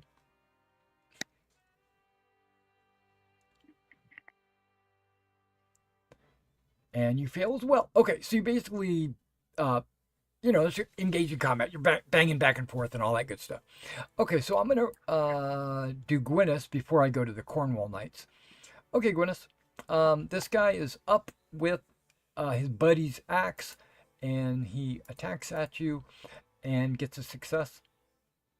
He's probably not even... If you get a success, you're going to block it. Okay, so you block it. Eat with ease. And he's going to take... He's going to take 14. 14. 23 is... Oh, no. He is DED. He's dead. He had 1 point remaining to fall unconscious.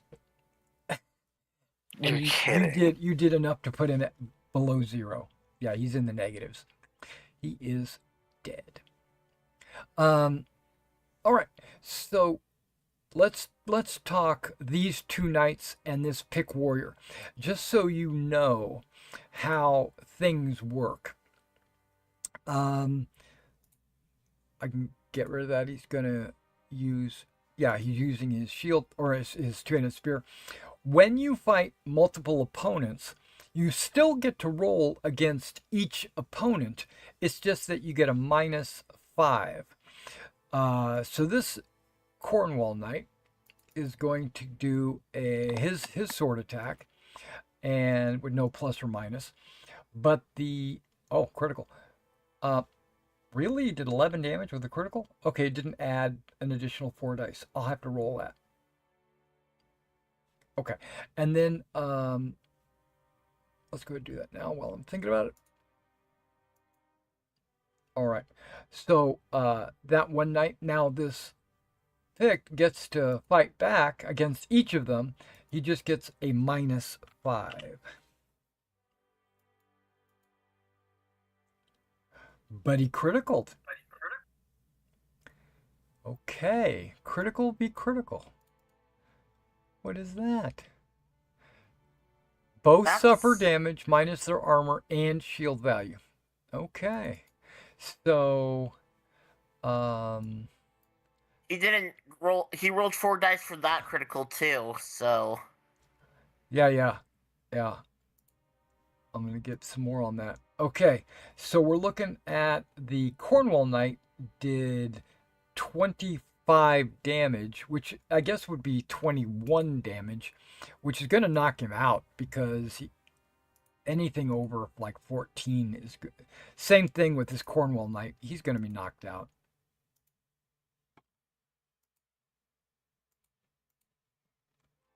They Okay. knocked each other out. They knocked each other out. Yeah. They got past their protections, and because even with his armor and his shield, he's looking at let me just double check this. It's 9 and 6. So he's blocking 15. So he would take 19 damage from one hit, and 19 damage is enough to knock anybody out. Okay. So let's do this Cornwall Knight and this Pick Warrior on the right.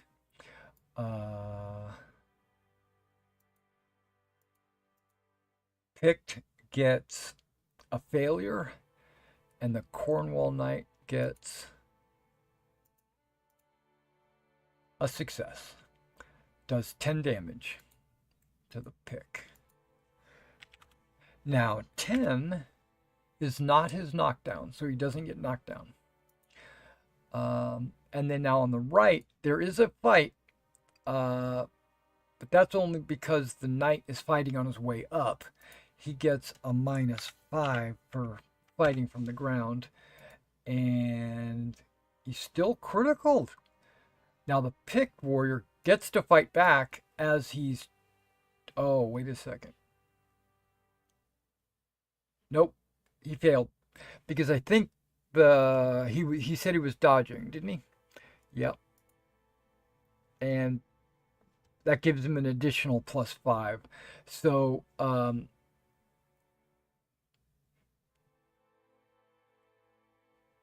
yeah, so he doesn't hit him, and so because he needed up to roll a 5 or less, so that means he can move.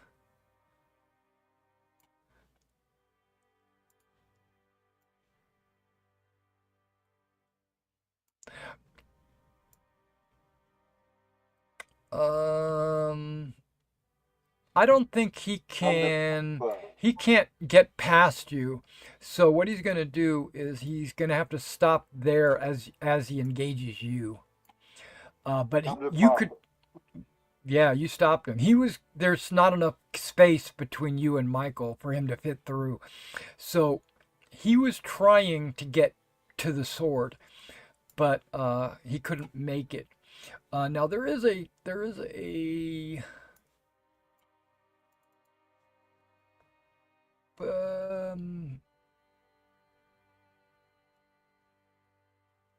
yeah, let me close this. Try to open something else. Just give me a second. Right, that's why I held my ground. Yeah. Smart.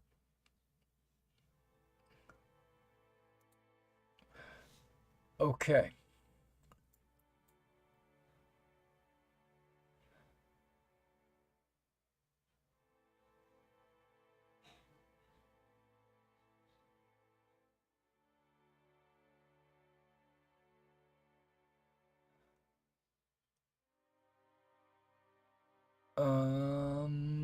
At least one. Okay.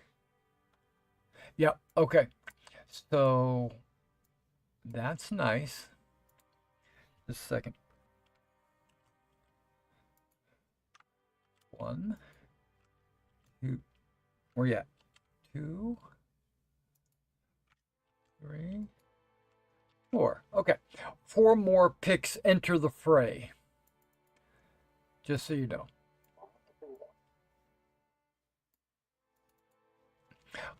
Okay, so it's a new round. This is where we declare what we're all going to be doing.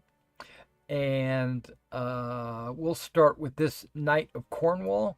He's going to engage one of these picks. This Knight of Cornwall did stand up because he was not prevented from standing up. So he's going to engage one of these picks. And everybody else is engaged, I do believe, except for Michael. These picks are going to try to get past you towards the sword. What would you like to do? They're coming forward. Gwyneth, what are you doing? Because you're not engaged either.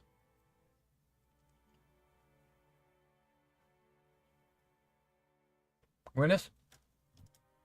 Mason? Oh, sorry, I double muted myself again. I assume you're going to prevent him from running forward. You're going to chase after him and stop Yes. him. Okay. Mike, what are you doing? As this guy comes running up. I'm going to run up to meet him. Okay. Yeah, perfect. Okay, so anybody that moved in this little engagement does not get to fight. But David, this Cornwall Knight on the right, and Sanson, you get to fight. Because that pick was trying to run last round. So go ahead. We'll start at Sanson. Sanson, I'm going to pull up my pick and I'm going to strike at you. He's trying to break free, but he's also trying not to die, so he's gonna fight. Hey, you got a success. All right.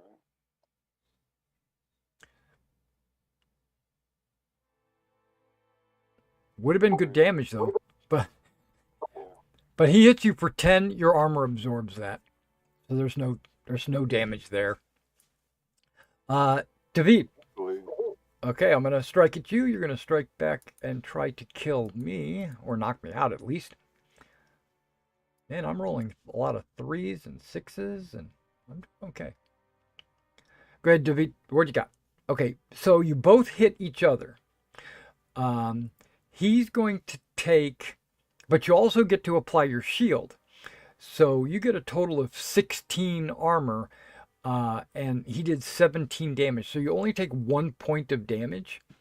So you create a new line of injury, 1 point of damage, but 17 is probably higher than your knockdown.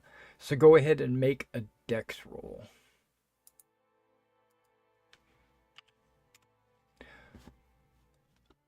Be right back. I gotta get another beer.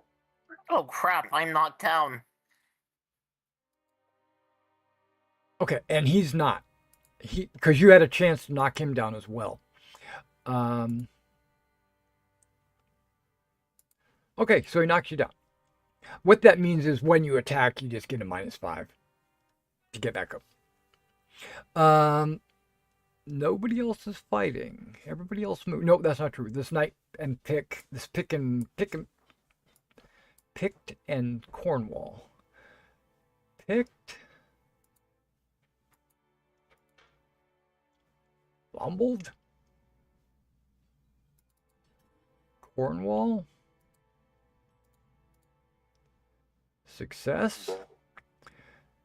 So he's gonna take 8.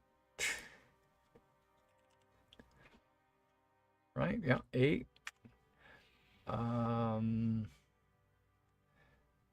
12 is higher than his knockdown. He's knocked down. And his weapon breaks because he fumbled. Okay, that picked warriors in a bad way. All right, so that's all the movement, all the fighting, And yeah, I'm just going to, just to clear or clean things up, I'm just going to remove these. There's bodies. Okay. All the Cornwall Knights are engaged, so they're going to continue to fight. All the Picts are engaged. They're going to continue to fight. And I'm assuming all of you are going to fight, right? Is there anybody that's going to do anything different? Hanson's going to hit him with them all. David's got to stand up. So are you going to... Now you can stand up and evade. But if you do that, or you could reckless. If you reckless, that'll get rid of the -5 for being on the ground, but you won't get to use your shield if you do get hit. So David, what do you plan to do? Just fight normally and get up? My sword score is pretty low, so I don't think I'm pretty low under the best of circumstances. So I don't think I'm gonna fight defensively. Okay, so let me pull all the options out so that because there's something called a dodge, and then there's also something called an evade. So I want to see what the difference is between the two. I get past the tables. Okay.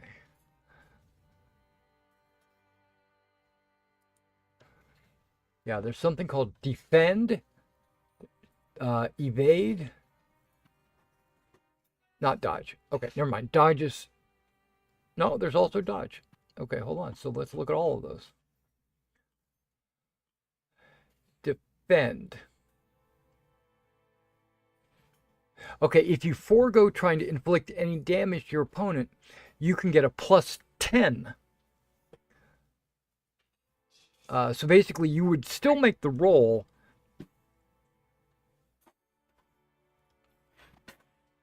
Weapon skill +10. Alright, I'll defend while I'm trying to get up.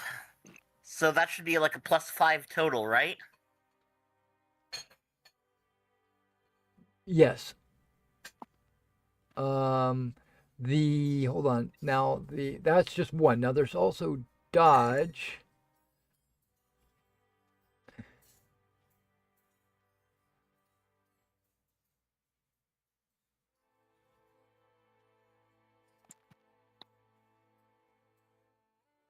Defending seems good for now. Yeah. Okay. If you dodge, you automatically get to use your movement rate as your roll. That sounds weird. You're rolling against your movement rate is what I'm trying to say. And then there's evade. Okay, think of that like in D&D. That's kind of like a disengage action. It's when you move out of combat. And you use your movement rate instead of your skill. I'm going to defend. Okay, so that gives you that +5 total, like you thought. Okay, let's go ahead and start with Sanson. Let's go ahead and do your attack first. Let me go ahead and make my battle axe roll. You go first. We're doing you, Sanson, there. Go ahead. You got a critical again? Oh, look at that. You have a hafted weapon. You know what that... Oh, you didn't fumble. Never mind. You got a success. Critical... Don't forget to roll critical damage. Critical success against a fail.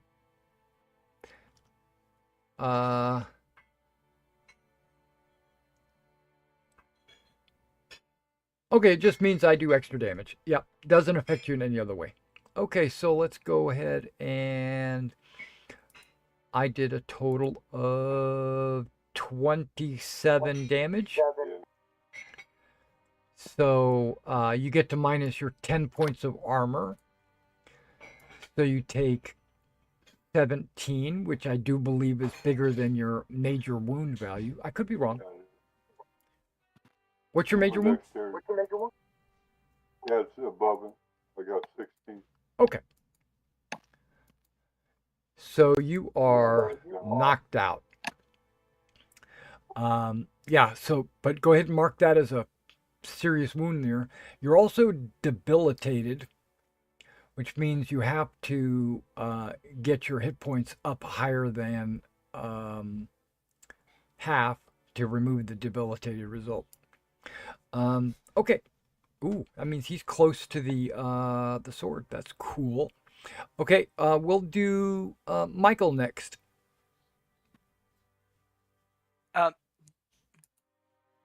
Did I hear like Sir Sanson drop or scream or fall, or I'm probably not. I'm not looking at him. So did I even notice?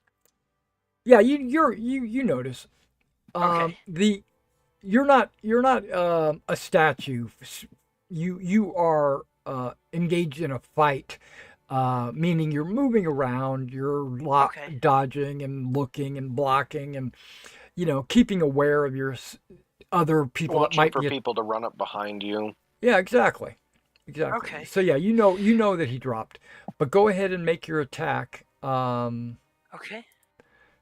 Because you can't change halfway through the Yeah. round. Ooh, I fumbled. Okay. Let's see. Let's see if you get a crit. No. Okay, but you did Dang. you did do 20 damage though. So I take 16. I can't take 16 and still stand. So boop.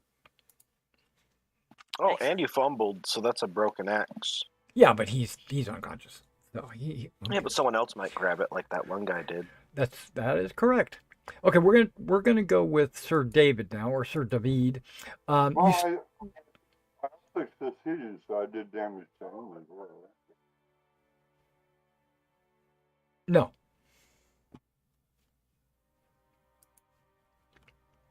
No, because under the chart, if you look under success versus critical, like you had a success and he had a critical. Wait. Hold on. Where are we at? Yeah, you had a success, he had a critical, right? So that would have been a partial success. He wins, does an extra damage, and yeah, so you both don't take what the heck is going on with my mouse? Okay. Yeah. That was one was better than the other. It wasn't a tie. Okay, so where are we at? We're at David. David, you're against the Pick Warrior. He is going to try to kill you. And you're going to try to kill him. And he rolls a success. If you roll a success, you'll block all of that. I already mentioned that I Oh, you're blocking, but you still got to roll. You just get a +5. Yeah, I rolled that earlier. Actually, That doesn't count. misunderstood. Anything rolled out of sequence doesn't. I just ignore.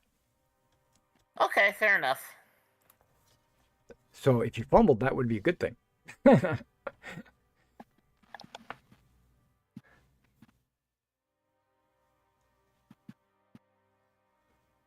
need to roll. There we go. Okay.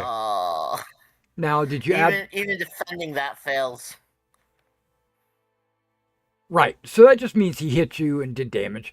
So he did 12, but you still get your armor of 10. So you're gonna take 2 points of damage on a wound, and your is 12 bigger than your knockdown? I don't think it is. My knockdown is 13. Yeah. So he doesn't force you to stay on the ground. You can still get up. Then I'll get up. Yeah. I got you. I'm moving it. Boop. You're up. And This other knight, Cornwall, I'm not getting to you, Quintus, just yet. This other knight is going to strike this guy on the ground. He's going to get a +5.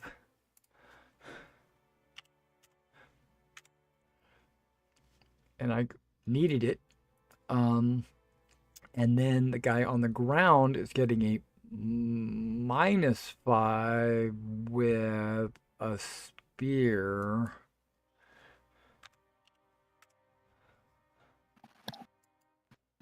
And he fumbled, and that spear is broken, so he's out of weapons. But he's going to take 15 -4. He takes 11. That puts him at 29. He falls unconscious.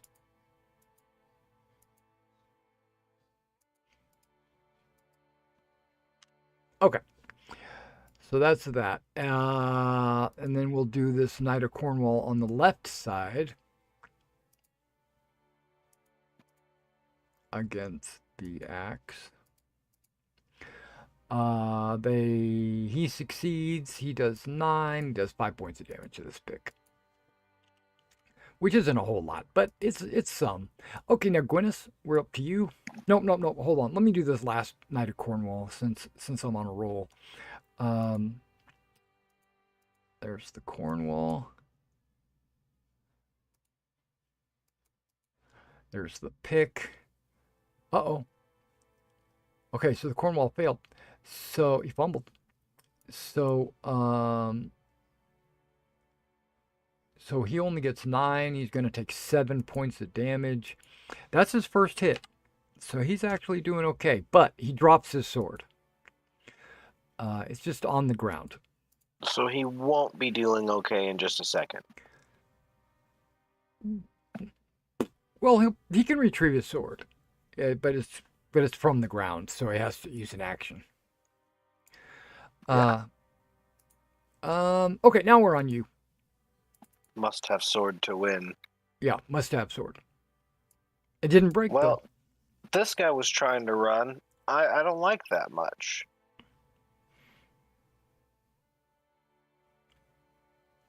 So I hit him. Oh, we tied. Yeah, he hit you back. So he's going to take 12 points of damage in one hit. And he takes 16, which is higher than his knockdown. 12 is not higher than his major wound. So he takes a dex roll. And he does not get knocked down. Now you take 15. So Zero. I take 0 damage. You take 0 damage. But it is higher than my knockdown. There you go. But I'm good. But you're not knocked down. Okay, so you guys are... And my major wound is an 18. I took 0. Oh my gosh. Yeah. Okay.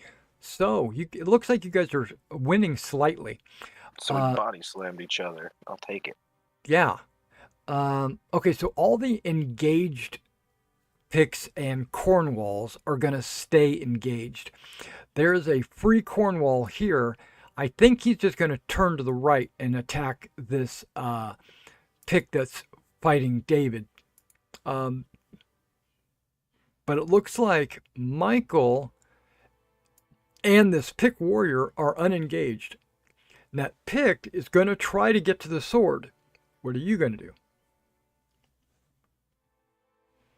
Can I charge him from behind? You can only charge while mounted, but you can. Okay. But you can't. Hold on. But you can run up to him at the end of your round. I'd like to do that. And then engage him so that he can't go anywhere. But here, let me double check that, because if it says mounted and foot, then I'm going to allow it. Attack, combat, nope. Call squire, nope. You don't have cell phones? Okay, hold on. Because they're outside the wall. Evade, mount up. Pickup is an action. Yeah, that's what I want to make sure about that. And Trample. Nope. Steady. You could do that. Barehanded. Okay, I must have missed something.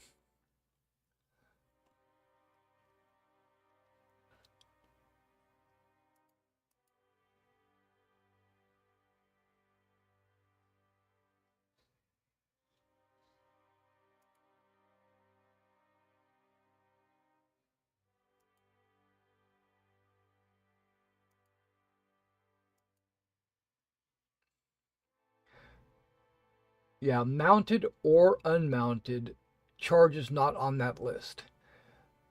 Unmounted, Okay. charge is not on that list. Exclusively mounted, charge. No, yeah, mounted charge.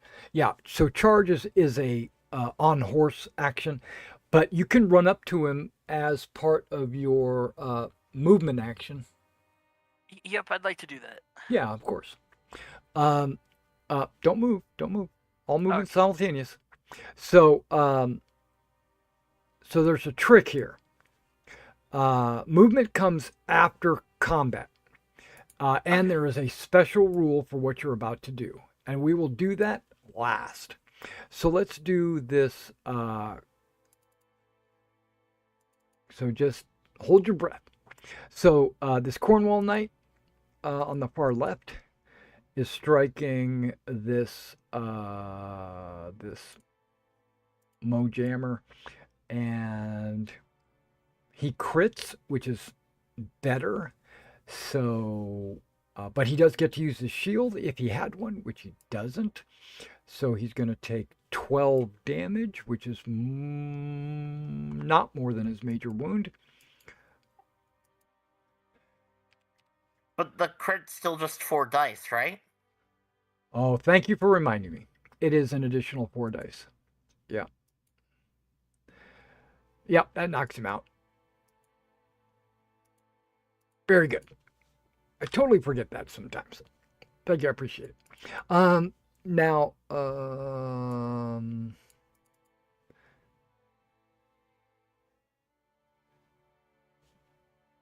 we'll do the one on the bottom because it's not interfering with anybody. And wait a second. Listen to Cornwall. He dropped his sword. He has to pick up his sword. Okay, so that's what he's doing. He's picking up his sword, but he still has to roll his sword skill because it has to be opposed to the pick's attack. Because it's also part of like blocking with shields and stuff like that. Okay, never mind. So he's picking up his weapon, which he does, and then the pick tries to hit him and fails. So nothing great there. Let's go ahead, before we do David and Michael, let's go ahead and do Gwyneth. Gwyneth, you're opposed to a pick. I'm quite opposed.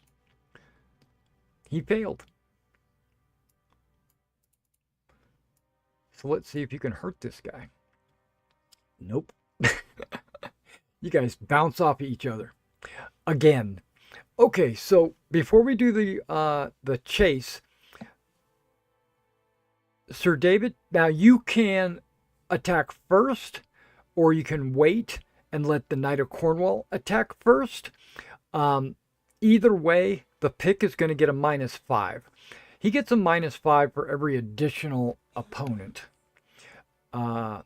So do you want to go first, possibly get the killing blow, or do you want the Knight of Cornwall to attack him first, or how do you want to do this? I'll go first. Okay. It is technically taking place simultaneously, but just for mechanics, go ahead and make your roll. I'm going to go ahead and make my roll at a -5. Watch me crit. What did I click on? I clicked on critical damage. Never mind. I rolled the wrong thing. No, I didn't. You That's did. me. Yeah, you For did. some reason.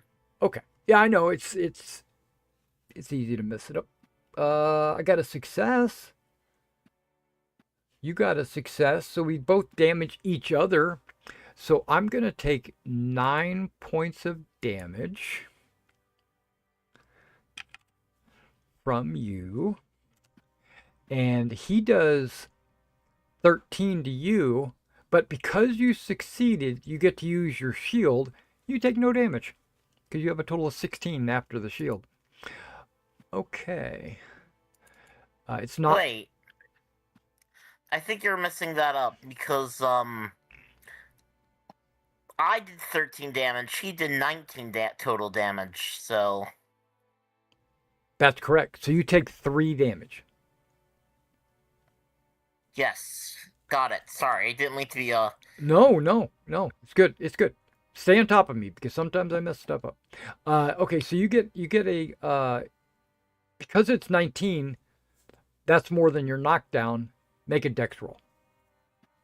You're getting a lot of little nicks. Yeah, I'm worried I might be death by 1,000 cuts. Yeah. So I roll Didn't- dex, right? That's right, dex. Hey, that's a magic sword. That means it heals you, right? We just gotta make you hold it for a bit. That's right. Transfers health. Arthur won't mind. You are not knocked down. Okay, so now the Knight of Cornwall is going to strike him. Try to. And he has to make a roll against the Cornwall, but he gets a -5 because he's having to fight 2 people. Okay, then. I remembered this time. Critical damage. He's unconscious. Probably dead, but I'm not even going to count it.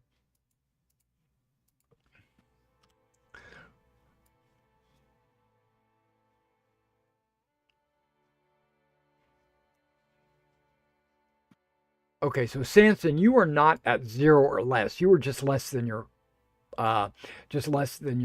unconscious value. Or actually, no, you took, yeah, you are both probably less than your unconscious value, and you took that major wound. That's why you passed out. Okay, not because you're at 0 hit points. Yeah, I'm at 5 damage. Yeah, 5 hit points. right. Okay, last thing is Sir Michael. Here we go. There's an actual page for this.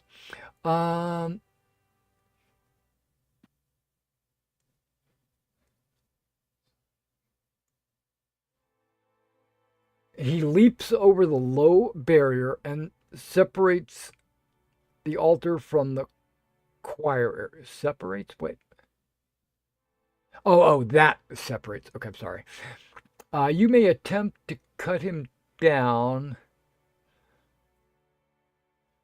You're not already engaged.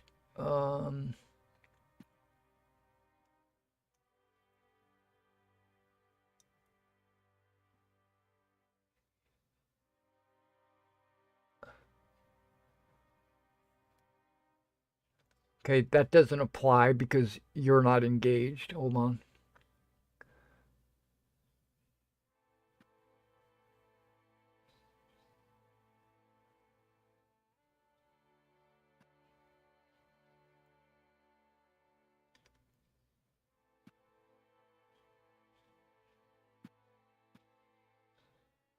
Um,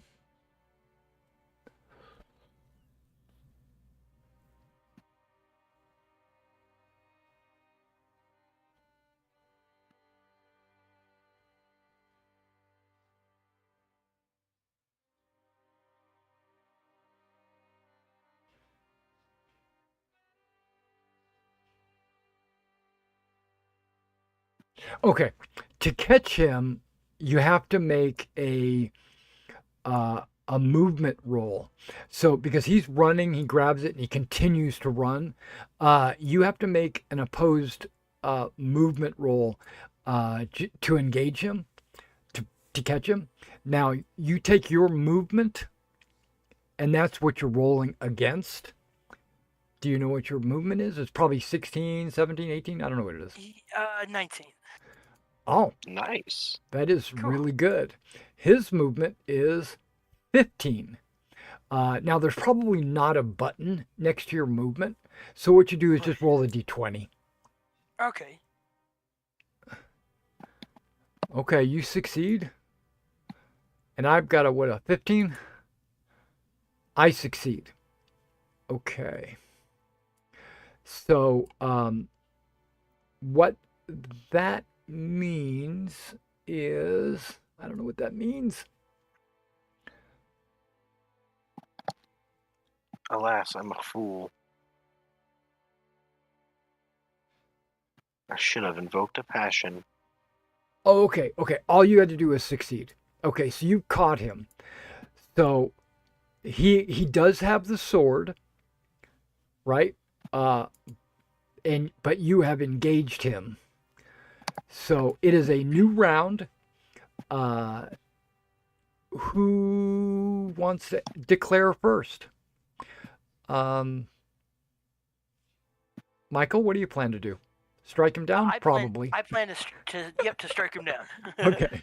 All right. So he's planning on using his battle axe. And he's going to parry with the sword, which gives him 2 extra armor. All right. So, David, what do you plan to do? I plan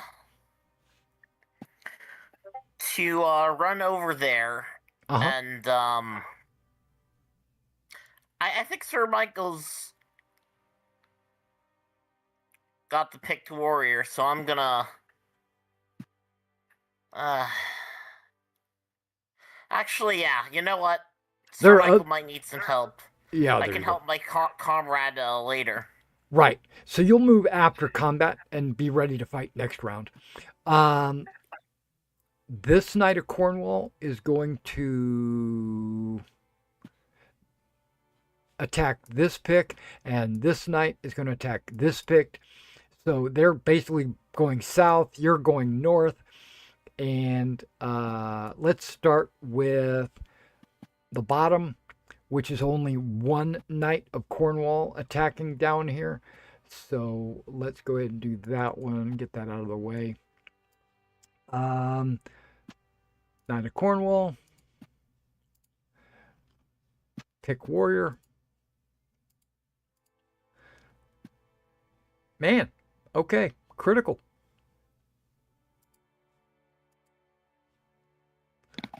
Cornwall knocks him out. Okay. Derek is rolling a lot of criticals. I know. I cheat like that. Okay.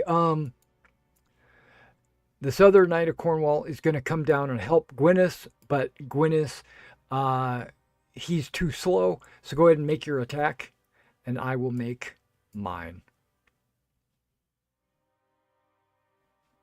I almost rolled a Knight of Cornwall. I don't even know what their skill is. I just know I've got a How about a success? I have a button. That's all I see. Oh, he's got a 14. Okay. Yeah, so you do some damage. You do 9. Yes. That puts him at 21. Okay, 21. That's close. Just a second. 21.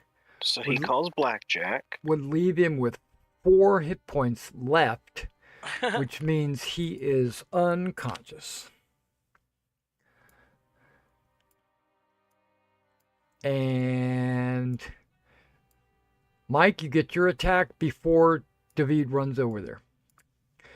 So, yeah, go ahead and make your attack against this Pictilio, whatever you want to call him.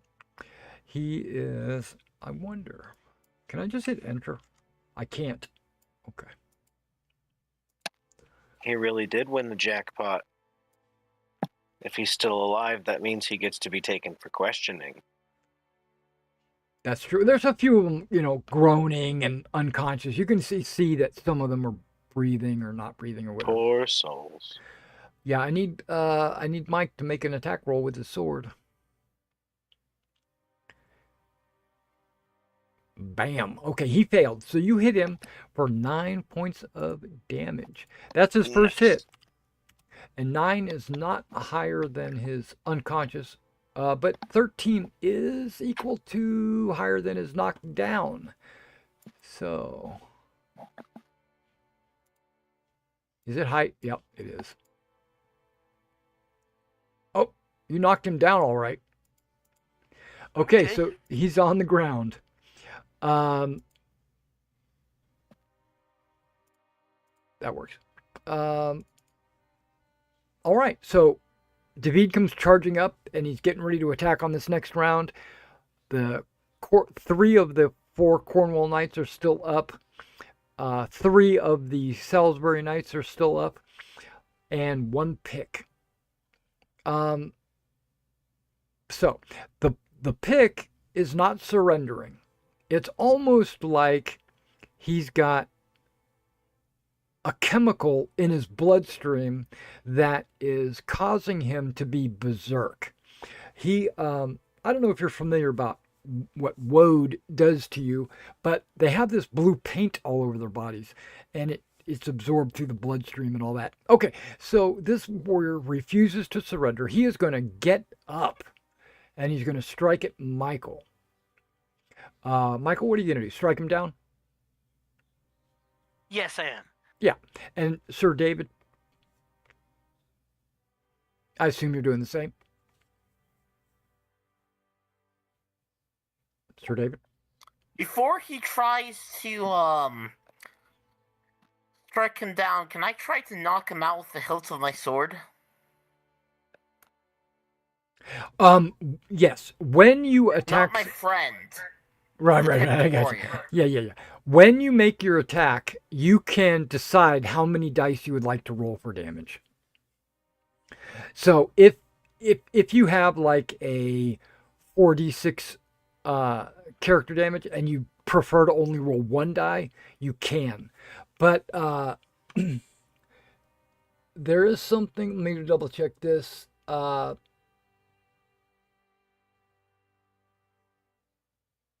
There's something called a hook. There's also something called a withhold damage, which we just talked about. But then there's also claim. Okay, just a second. Let me see.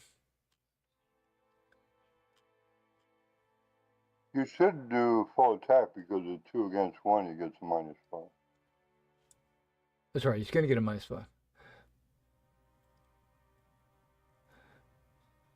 And he has to get up, so that's going to be he's going to get a -5. So you get a plus. He's going to get a -10. Yeah, because he's multiple opponents and having to get up.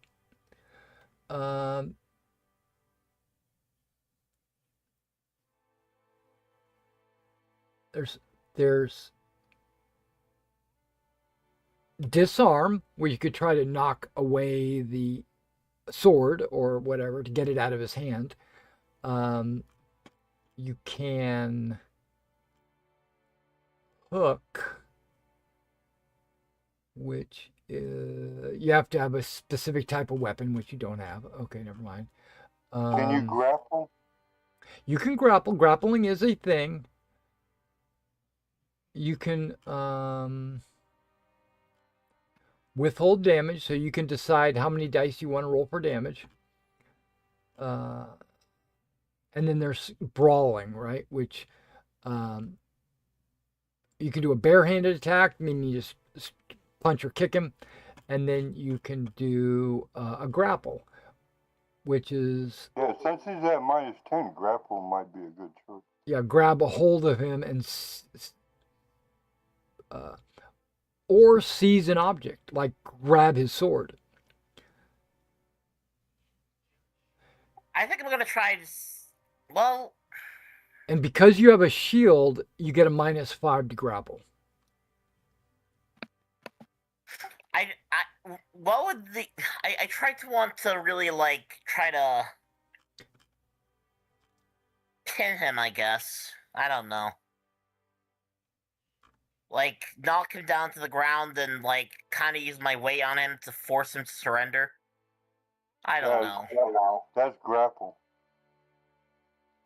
Yeah, Well, grapple... then again, he's not going to surrender until we knock him out, so yeah, I think I'll just withhold damage. Yeah, there is no such thing as knocking someone out. even in real life, if you hit somebody in the back of the skull with the pommel of your sword, you will kill them. Yeah, so you hit somebody in the back of the head with a baseball bat, they're going to die. That's only movie. That's only in the movies. But if you want to hit him and like pull your punch, yeah, you could do that.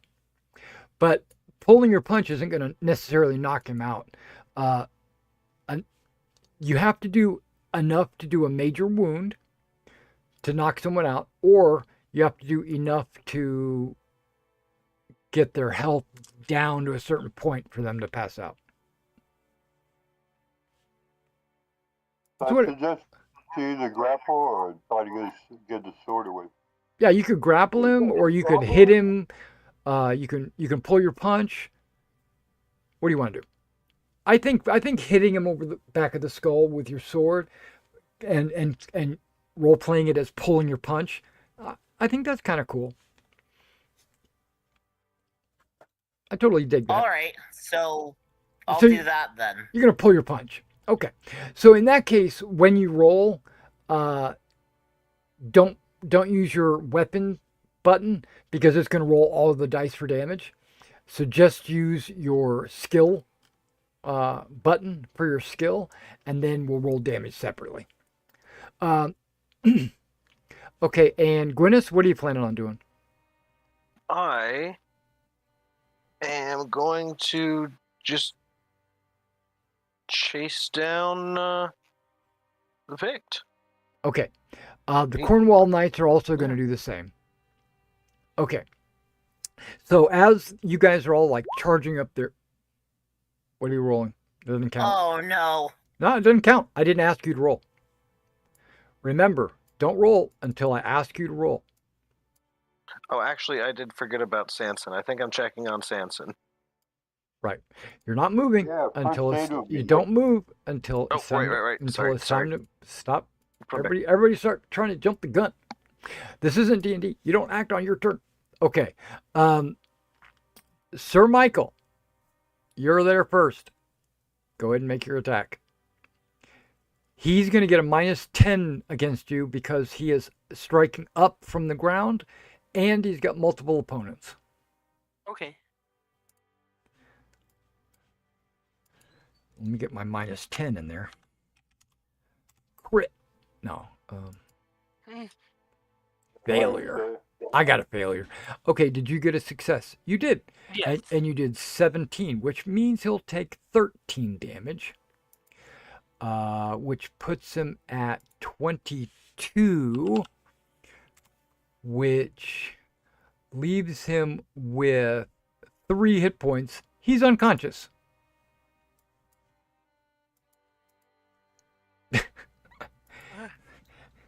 All of that, and yeah, all that discussion and everything. And then everybody finally runs up and they're like, now that the fight is pretty much over, the Cornwall Knights check on their buddy. They also check on the Picts that are still awake and stuff like that. And one of them says, "You wanted to take them prisoner? They don't deserve to be prisoners." Oh, come off it. The Lord, our lords will surely want to know why they stole, or why they were attempting to steal the sword, or who hired them. Yeah, how did they get into the city? Okay. Indeed, there are many questions. The gates are closed. Whoever feels they're the best at this, David, it's just you, because of what you said. I need you to make a roll. Don't forget about me, guys. We'll get to that. You need to make a... I already did once. Because you're trying to exert your will on these other knights. I think that might be a... What do you think that would be? That I was thinking it could be one of your traits, but that's really yourself. Like, could be honor. Would it be their honor, or you're trying to use your honor against them? And honor is a passion anyway. Right. Fashion. No, that's not it. Intrigue, maybe? I'm thinking it's orate. Go ahead and make it. Orate. I've got a 10 in orate. Okay, go ahead and make an orate roll.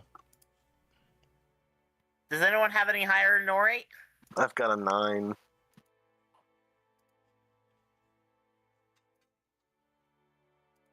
Go for Good. it, man. Yeah. It's you. You're the one that's trying to prevent them. Yeah. Yeah. So they listen to you. They hear they're like, yeah, you're right. They probably, they're probably not acting alone. I don't know. Let's try to keep them alive in that case. Okay. One person can make a first aid roll on Sanson. Who would like to do that? I have a 7. Let me back that up.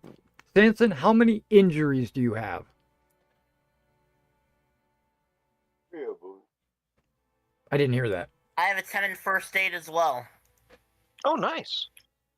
So Look at you. So one of you can make a first aid roll against each of his wounds. If he's got 3 wounds, then you guys can make 3 first aid rolls. Whoever would like to do it. That'll be you. Okay, that's a failure on the first injury. A success. One more. I think how many you got 3 wounds, right? Yeah. Okay, so the second wound on your sheet gets your healing rate back. So what's your healing rate? 3? oh, 3, so that one's cleared. Yep, I only took- that'll get you up to, well, it clears all 3 of your injuries. They're all gone, but you get 3 hit points back. Well, how many wounds, how many points of damage did that second injury do? Oh, 2. Yeah, so you only get 2 hit points back. That second injury is, fully recovered. So only 2, not 3. Because it's per injury. Now, At this point, I kind of... is 7 more than your unconscious value? I don't think so. My conscious value is 7. It is 7? Yeah. I think you're still unconscious. You're not dying, but I think you're unconscious. At this point, I kind of sink to the ground and say, I really need to work on my sword play. Right. Oh, Sir David, do you want me to try to patch you up?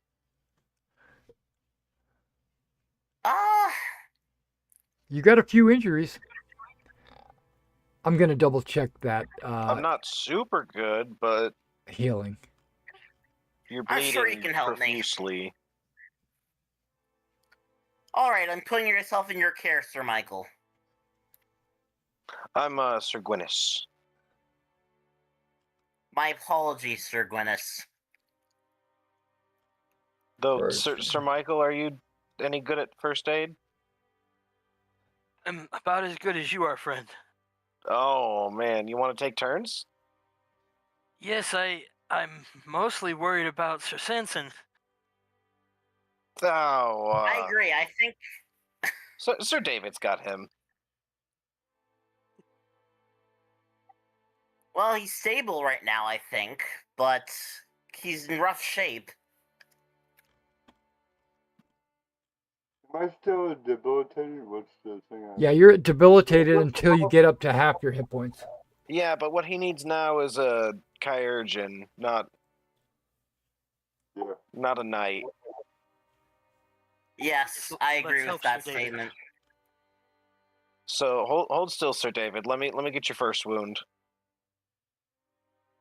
I got unlucky and the guy got a freaking. That's a failure. Okay. Sir Okay, Michael it kneels says down. someone who's unconscious will have periods of lucidity, meaning you'll come in and out of consciousness. So you can interact with the rest of the players, but you're technically unable to do anything. You can still talk like you're laying there in pain or whatever. The thief did not evade you guys. Striking him down. Okay, because he was the one struck down last, nobody else. Okay. Yeah. Okay, never mind. All right, Sir, did you Sir Michael kneels down to help heal Sir David as well. Okay, there's no die rolls. Okay. Additions, like you don't get a bonus for helping or anything like that. It's just a role play opportunity. Okay. Yeah. So did you already make your healing rolls? And each time he rolls his healing against the injury, you can only heal that many points back maximum. Mhm. And you only get your healing rate back on a success. You get double on a critical success, and you lose that. You lose a D6, I think it is, or maybe a D3 when you fumble. So yeah, don't fumble. Okay. Well, I failed the first injury roll. Okay. So Sir Michael was going to try the second because we have the same skill level. So why Yep. not? So you go ahead and remove the first injury, but you still Look at that. lost Oh. the hit points, right? So I bandaged Okay. it, but I tied it way too tight. Right. Okay. I got a success. I didn't pack enough mud in it. Mhm. I really tried to. I even Like added you like some second gravel. wound? Yeah. So your second wound, you heal. You're healing or up to your healing rate. So how many points was your second wound? My second wound was only 1 damage. Oh, well then you just heal for 1. So you heal that one damage. Yeah, I was about to say. He used the right amount of mud. Yeah. Gosh. Okay. Let me try that again. You have a third wound, right? Yep. Oh man. One of the Your Cornwall, mud dried out. one of Do the you extra. have a fourth one? Hang on, while you're doing that, I do. one of the knights says, "I'm gonna go let them know that there was an attempt, and I'll be right back." And he takes off. Yeah, please do before I kill Sir David on accident. Sir Michael, go for that fourth one. You didn't do a fumble, did you? No. Okay.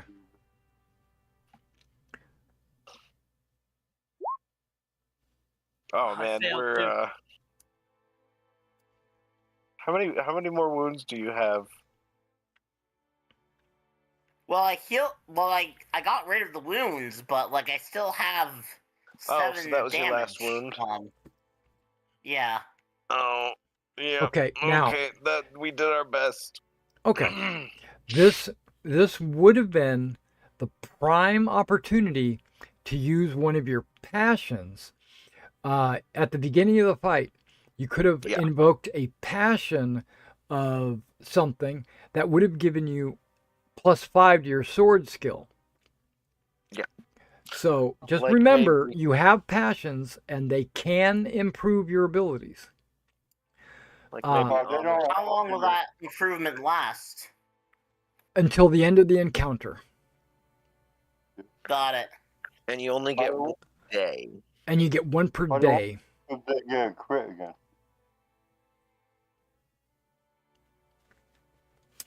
Yeah, if you crit, you get +10. But it has to be relevant to the situation. So hate against Saxons would not work here because these were not Saxons; they were Picts.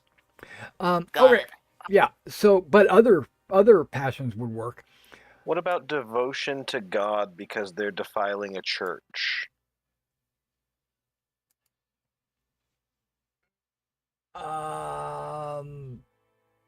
Yeah, I would probably I think allow that that. would work. Yeah, I think so. I think that would work. Homage to Arthur, I bet. Oh yeah, homage to Arthur would definitely work. That station, because we were assigned this big No, position. this is not a station situation. No? No, Okay. has nothing to do with station. Honor. Honor, not so much. Oh. Honor could be used during the chase because that would have been it's on my honor, or he would have stole it. You know, Yeah. Okay. but the fight, maybe, Well, but probably not. Okay, my homage to Arthur's a 20, so I would have just used that. yeah, right. Okay, so the knight Cornwall, he comes back and he brings with him a Kyrgyz. Oh, Oh, that's just what you needed, David. oh, Sam, all. He Samson. looks and he says, "Oh, these wounds have already been tended to, so I can't roll my 18." Okay, I am so sorry. okay, that's okay, no problem. Um, there's a senior knight comes in. He's kind of like in charge of the guards. He says, "So there, what happened here? Speak up. Someone speak up."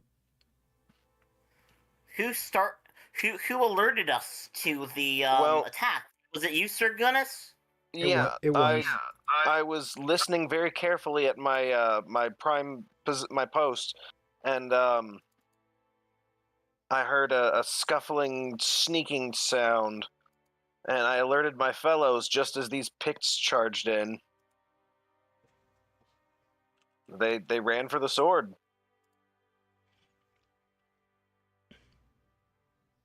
And okay, well, I see that the sword is still here, so so you did your job well. Well, yes, we were handpicked by Arthur himself. Arthur needs to speak with all of you. This is a big deal. So he takes all six of you, and someone carries Sir Sanson, because, and there's also a Cornwall knight that's unconscious as well. Is But anyone particularly strong? they got stretchers. They got people to do that. Okay. But yeah, you don't have to do that. And you are escorted to a one of the palaces, one of the King Lud's castle, or whatever it's called. Let me get you back on the right place. Down here where it says Foxtrot. Oh, got some disconnects. Somebody disconnected. Michael had to leave Mike. because his wife is calling him.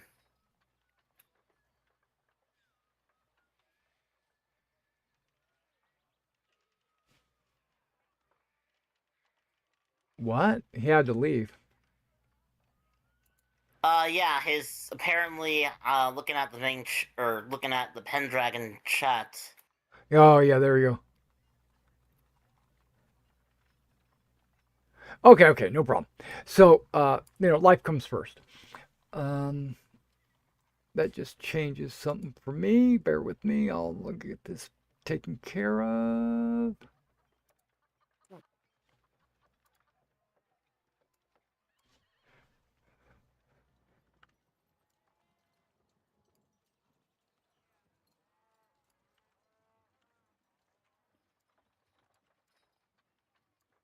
It's all good. Okay, so you're escorted into the castle F, which is right about there, and that's Lud's castle.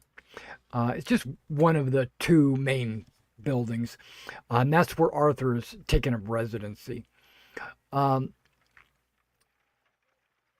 you're escorted into a grand chamber where Arthur and a lot of his knights and advisors and stuff like that are there. Um, so these are the knights that defended my sword, and one of the knights, the one that escorted you there, says, Yes, my lord. These are the knights that fended off. Uh, from our accounts, it looks like there was about 12 of these picks that came in. I don't know how they got in, but we'll do an investigation. But right now, these are the men that protected the sword. Oh, they came in through the door. They did not. Are you going to lie? Are you deliberately lying? Did they not? Didn't they come in through like the side and the windows? Nope. Yeah, the They were room there they the room entire they were time? Nope. I thought they came in through the door. My bad. What did you hear? You heard a gurgling and someone being lowered by a rope down to the floor. And when they hit the floor, you heard the sound of weapons and armor. Oh, I somehow missed the lowering. Okay. Yeah, no worries. So yeah, they came in through the roof. They might have been in the rafters or whatever's I up, remember whatever's the up in gurgle that and the area. armor. Yeah. Okay. Okay. So Yeah, then that's absolutely what I tell them. really, okay, we'll have to take a look at that. Make sure that the guards on duty keep vigilance towards the roof and not just the doorways, and make sure they stay awake. Okay. Um, okay. So, you guys are. He's like, you could tell that he's very happy. I am. I am so happy that my sword didn't get taken. You guys. I know. I know you. You probably think you're just doing your duty, and that you're following your honor and your fealty to me. But I look at it as going above and beyond. I mean, look at him, and he points at Sanson. He almost gave his life for my sword, and so I am going to give you as a group, uh, Whitley Manor, and you will have uh, all the servants included, meals, baths, and anything else that you would expect from possession of Whitley Manor.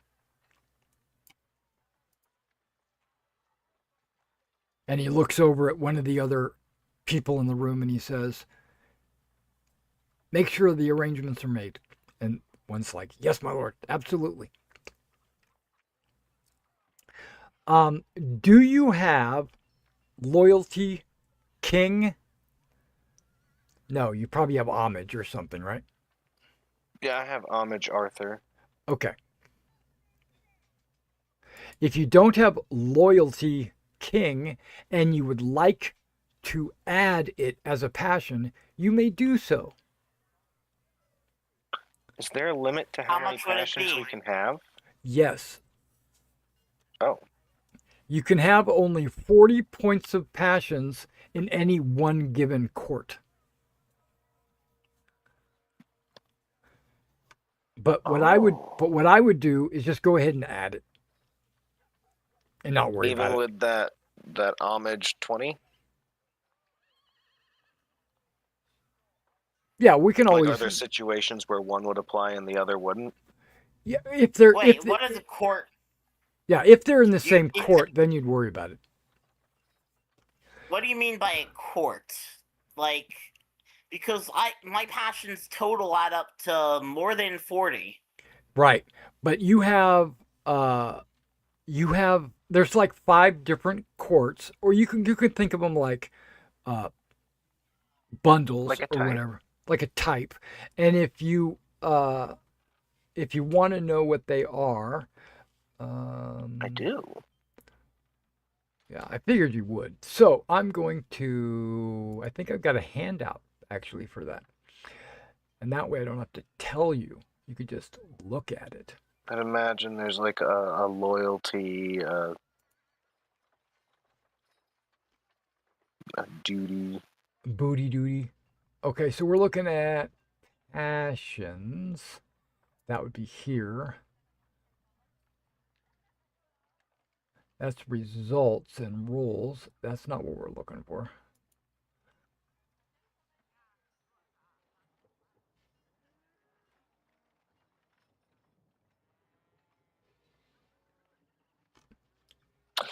So that means feasibly, Tendencies. you could have one passion go up to 40. Yes, it's hard to do anything over 20, but yeah. Yeah. And all that would do, every point past 20 just lowers the crit number by 1. So it would, So theoretically, you can roll critical on a passion every time. it would put it back to 20. It would be, getting to 40 would be exactly the same as getting to 20. No, Well, because anything over 20 is think. a plus to the die roll. And if you get, so like if you got a 25, you'd still roll because then you could you would crit on a 15 or better. yeah. So if you got a 40, Oh, then it'd you wouldn't be even need to 15 roll or because better. anything would be an automatic crit. Right, it's 15 or better. Right. Okay, I was thinking it just made it 15. Right. Okay, so it is that or better. Oh. Okay. Still, okay. Okay. I forget, what Great. do you roll for the passion? Loyalty king?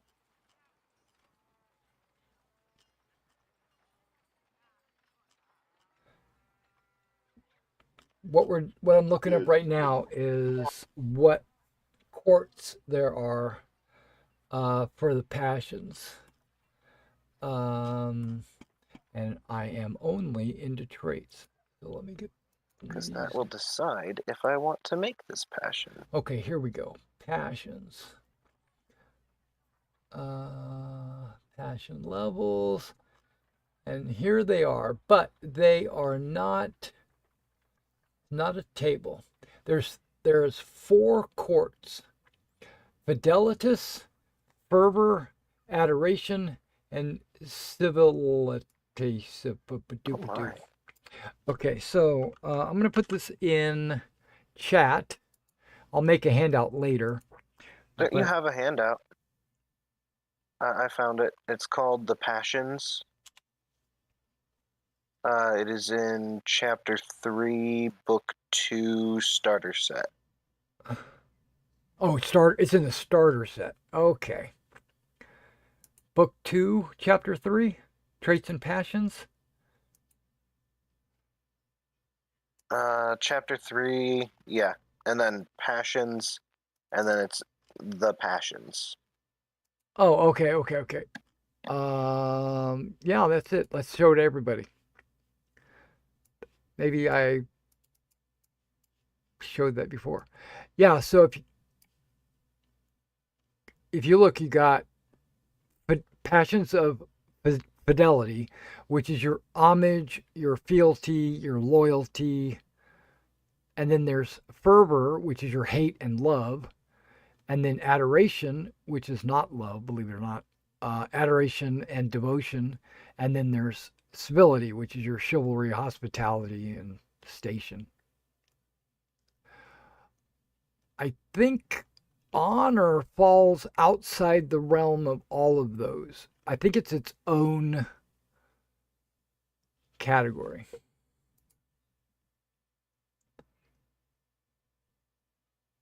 Yeah, there's universal, okay. Yeah. Yeah, so a loyalty is different than homage. And it's loyalty king. If you want to add that, if you don't already have it, you can add that. If you decide to add it, it shows up at a D6 plus 6. So you would just roll. It could be anything from 7 to 12.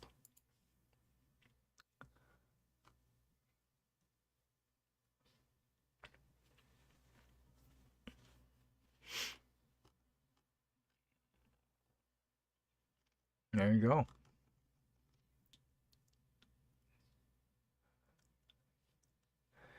And it does say a limit of 40 points in any given court. So Look at that. Well, you rolling 2d6. yeah, why'd you roll 2d6? Wasn't it 2D for the? Oh, was it just 1d6? 1d6 plus 6. Oh, my bad. Okay, well, 12 then. No, you roll 1d6 plus 6. But my sixes. No. No. Like I said, if you roll wrong, you gotta re-roll. Well, look at that. Oh, It was destined. I got loaded dice. That's right. It was destined to be. Yeah. So it's This a is crazy 1d6 because usually I plus fail. 6. Correct. 1d6 plus 6.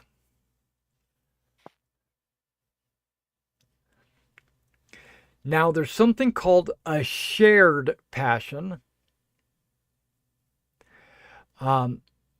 If you want, you can create a shared passion called loyalty to your companions to reflect your shared bonding experience. If you want, you can create that as well.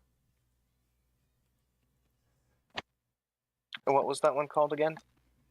Loyalty Loyalty companions. companions. Sure, that sounds good. Okay, it's also a d6 plus 6. 11.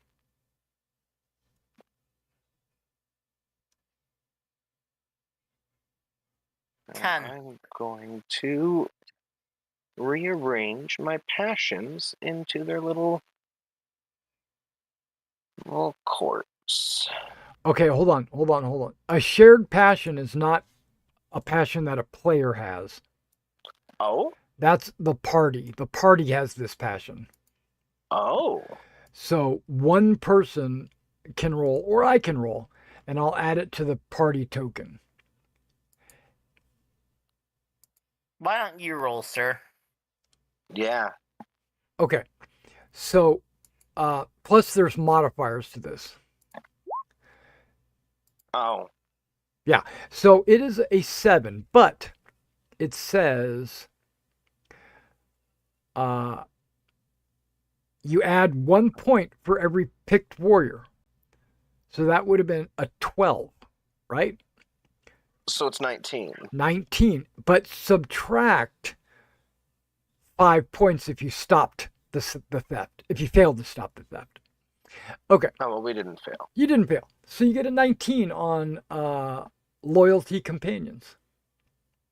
So do we write that down, or? You can if you want, but I'm gonna track it on the party token. I think that's in Okay. I'll write it down. Yeah, you should write it down just to remind you that you have that as an option. So does this count towards our court then? Like for It the counts. loyalty? It counts towards the party's court. It doesn't. Okay. It doesn't. See, it doesn't go on Okay. your. It doesn't go on your character sheet. I got you. I'm pretty sure there were only like as many bad, like 9 bad guys instead of 12. There was initially 8, and then 4 more showed up. Oh, never mind then. Yeah, it's all good. Party. I got the party token. Does it have passions on here? It does. Really? Okay, I didn't know it had that on a party token. Loyalty companions, and like you said, the value is 19. Not 198. Okay. Did it roll? Yeah, brother in arms. I'm checking. Did it roll? Yeah, loyalty companions. Success. There you go. Perfect. Um, there's more. There's more. Okay, so you guys get this manor house. It's got a kitchen. It's got servants that run around. It's got a foyer where you can greet guests, and it has it's multi-story, so you got like a second floor where all the bedrooms are at, and it's got a kitchen with servants, and you got places for wardrobes and stuff like that. But this is not your home, okay? This is only temporary lodging uh, until you eventually leave this. While you're staying here, you can stay at this manor. Okay, so don't assume that this is like a permanent gift. It's not. Um, okay, so you guys make your journey to your home, bringing Sanson along with you, but you also get these other 4 knights with you. They're not your close friends. You don't even know who they are, but they were given this gift along with you. So they are staying in the same house as you guys. Okay, just so you know, these Cornwall Knights.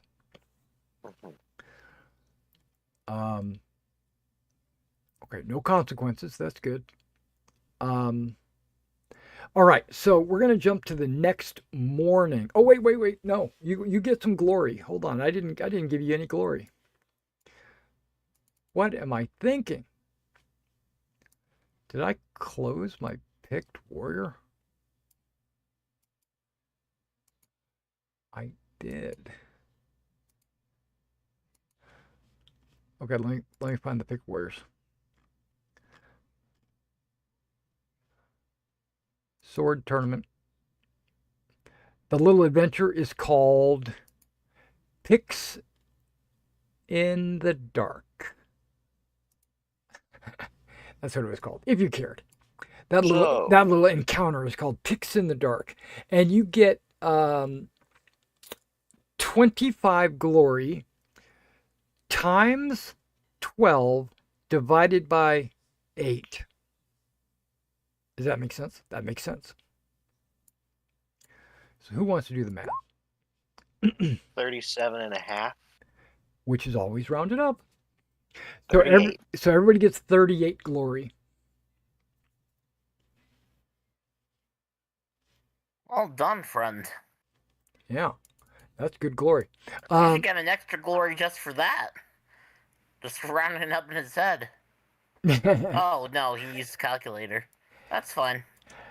Yeah. It's good. Okay, so I wish I could do that.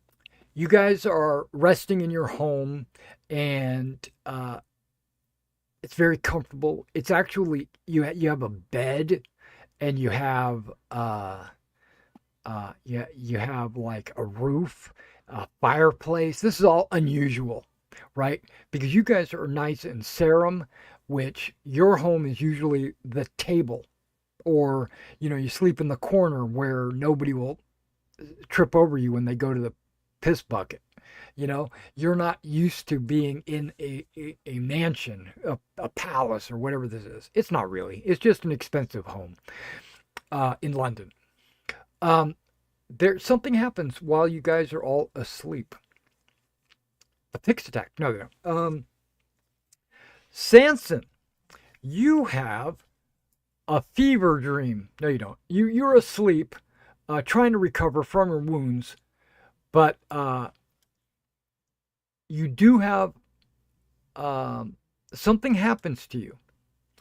Gwyneth, while you are asleep and you are in bed in this comfortable coat, blankets and pillows and stuff like that, something happens to you as well. Unfortunately, David, nothing happens to you. I'm gonna explain what happens to Gwyneth first. You're asleep. You wake up.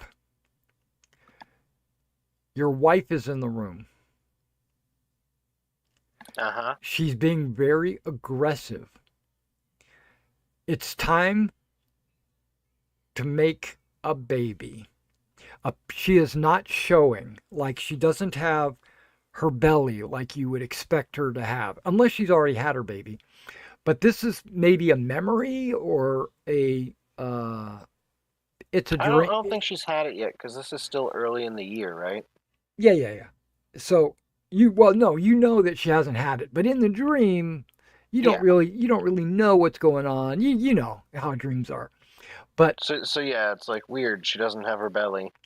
right, and she comes up and she mounts you while you're in the bed. I'm not going to go into too many details, but while everything is being heated, you're sweating and huffing and puffing.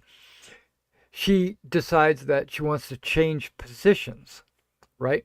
And so she turns around.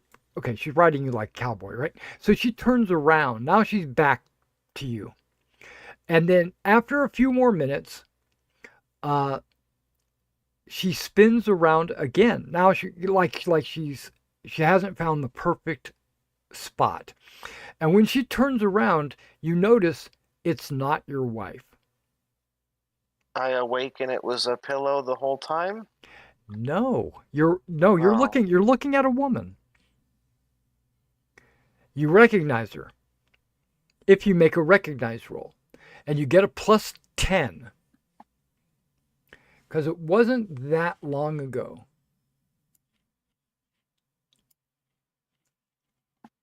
I'm waiting for a recognize plus 10.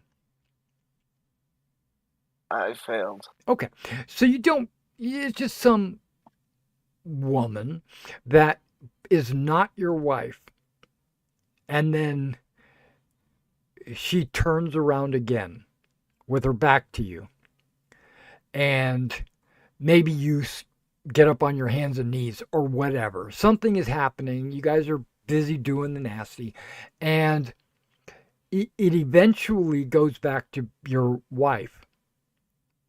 And your wife says to you, "Thank you. I will not be returning." And then you wake up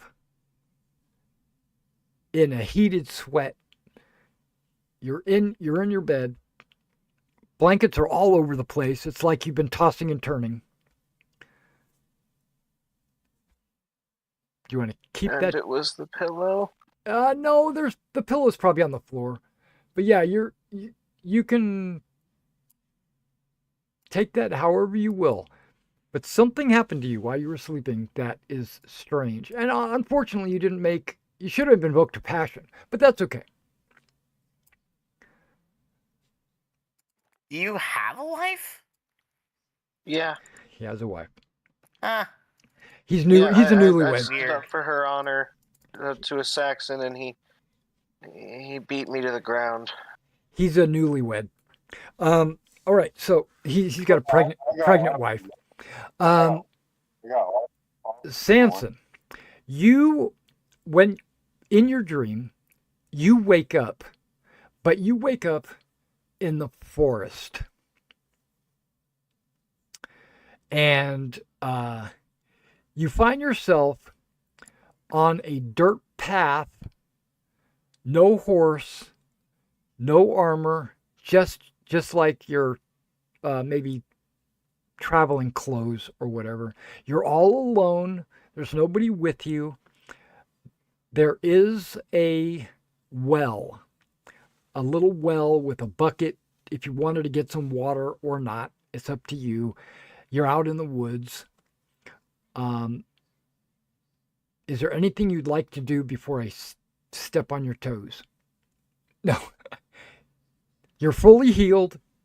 It's a dream. So you can be whatever you want.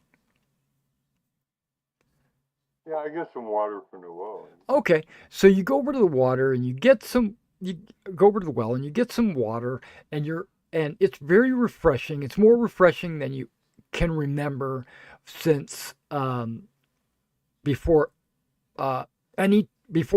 wait, you might remember. Make a recognize roll. Plus 10.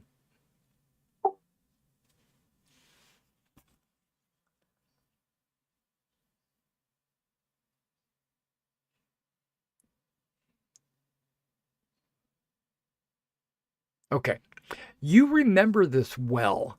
This well is where you woke up in the woods when you were being chased by Saxon warriors.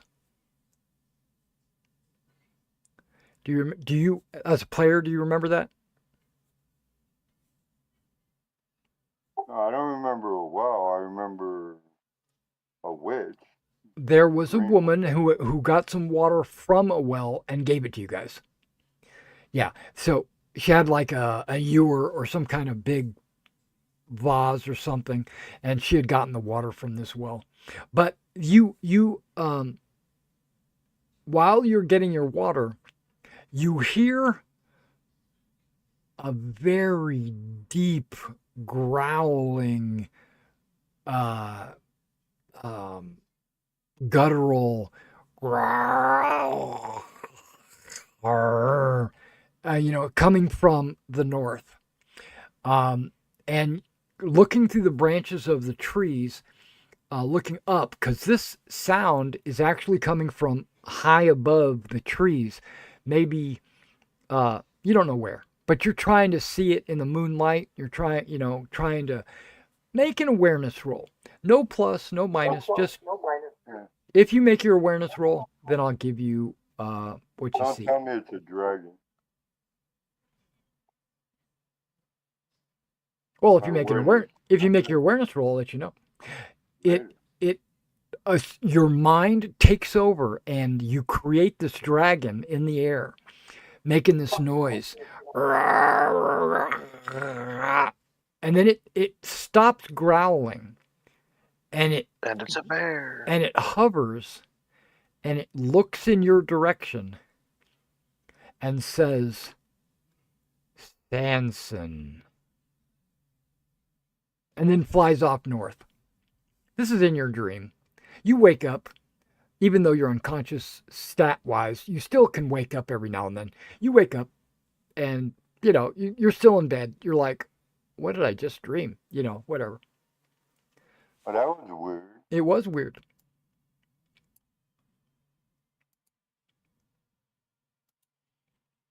Nothing too. Maybe Good morning, fellows. How did you sleep last night? There you go. There you go. Maybe that green witch is a dragon. Could be. I don't know.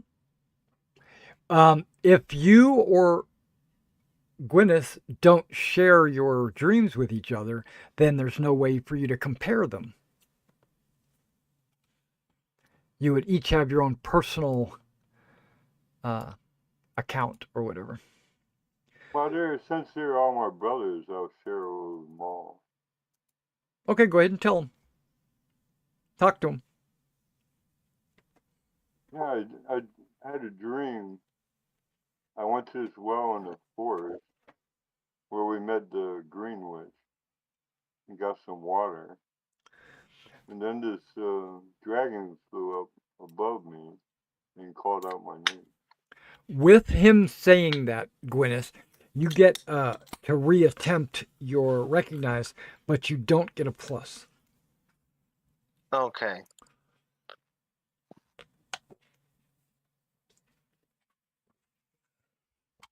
Well, I failed. Yeah. Uh, You Even remember though I, as a player, I'm pretty sure I know what that means. you remember what he's talking about. The Yeah. the witch or whoever she was. Yeah, I don't remember her face at all. I just hope she doesn't haunt my dreams from now on. Yeah. Since I still don't recognize like her, I can't imagine why I would come out and share details of a wet dream with my wife. yeah. I don't think I'm sharing mine. Probably Okay. the right call. Let's make a prudent roll. A prudent roll. She did Okay, say so that I'm quite reckless. I failed. Okay. That doesn't mean you immediately go to reckless. Make the like reckless roll or whatever opposite prudent. I succeeded Okay. on reckless. Yeah. So you tell him. It's like a brag. She did say we owed her a debt, which I don't know what that would be. Go ahead and tell him. Okay, yep. Treat it like a brag because it's not that you're dishonoring your wife, you're pumping yourself up. And every time she turned around, it was a different lady. That's right. I'm just that good. No, I'm just I remember her face. right. When she turned around, she was different. Did she look like the Green Witch? I don't know. That's the problem. It was dark and she had a hood on when you guys were out in the woods. He might not have gotten a good look at her face. Yeah, I didn't get a chance to talk to her before somebody promised our service to her. Yeah, Aubrey said you guys would owe her a debt. Yeah, she did say we owe her a debt. That's right. Maybe that's why she's in our dream. The other woman might have been her. I don't know. I don't remember what she looked like. Okay, so we're gonna. The night is almost over, so I'm gonna kind of push us forward a little bit. So in the next morning, all of the city is abuzz of the news of you protecting the sword, or maybe let me rephrase that. The city is abuzz with the news of an attempted theft of the sword. They don't even know who you are. They just know that the sword was almost stolen. Everyone knows that Picts don't live in Londinium. Who planned this? If you wish, you can make an intrigue roll. Everyone can make an intrigue roll if you'd like. I could actually guess, but I'll make an intrigue roll. Okay, guess. I failed. Damn. King Lot. That's what I'm guessing. Okay. Morgan Le Fay. Go ahead and make an intrigue. Did everybody fail? Oh, somebody fumbled. Okay. Well, Sanson, you hear that the normally friendly Picts from Jagant, a county near Cornwall, did this. But David and Gwyneth, you hear a different story.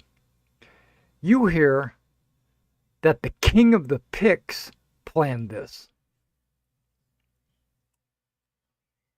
Who's the king of the Picts? Those dirty, dirty Picts.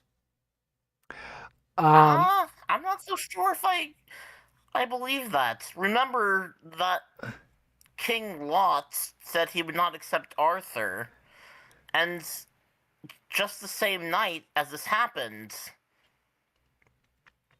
right? Just the same night as he pulled out the sword, this happened.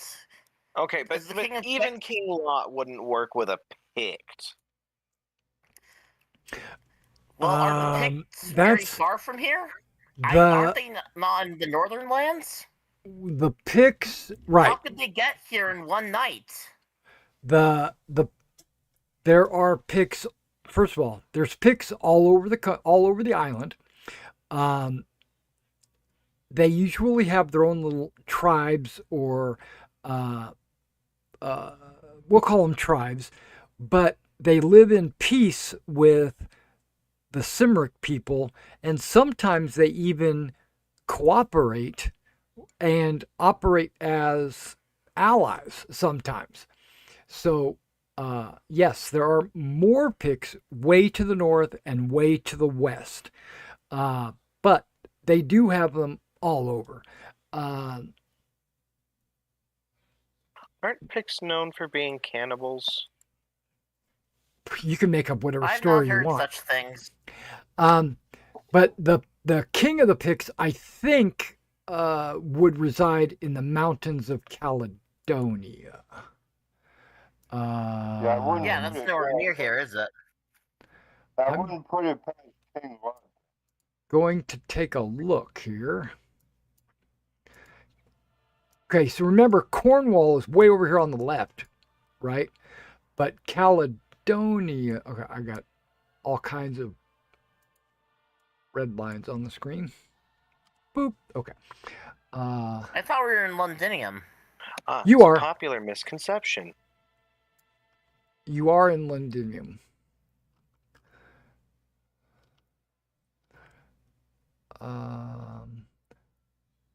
But the king of the Picts would be in Caledonia. I don't even think that's on this map. I don't think it is either. I don't see Because it it's anywhere. in Scotland, right?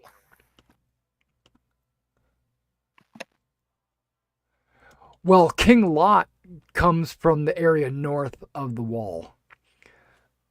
But then again, he might still be in the area because he participated in the tournament, was just a couple of days ago.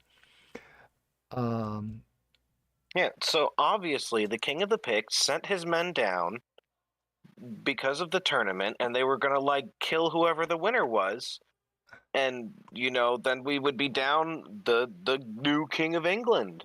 That's possibly correct, but you don't know because look at all these failures. Okay, Yeah, it was absolutely the king of the Picts. right. Had to be. There is another map. Let me see if I can find it real quick. Britain maps. There we go. Britain map. It's not a good one, but let's check it out. Whoa, it's taking a while to load. Okay.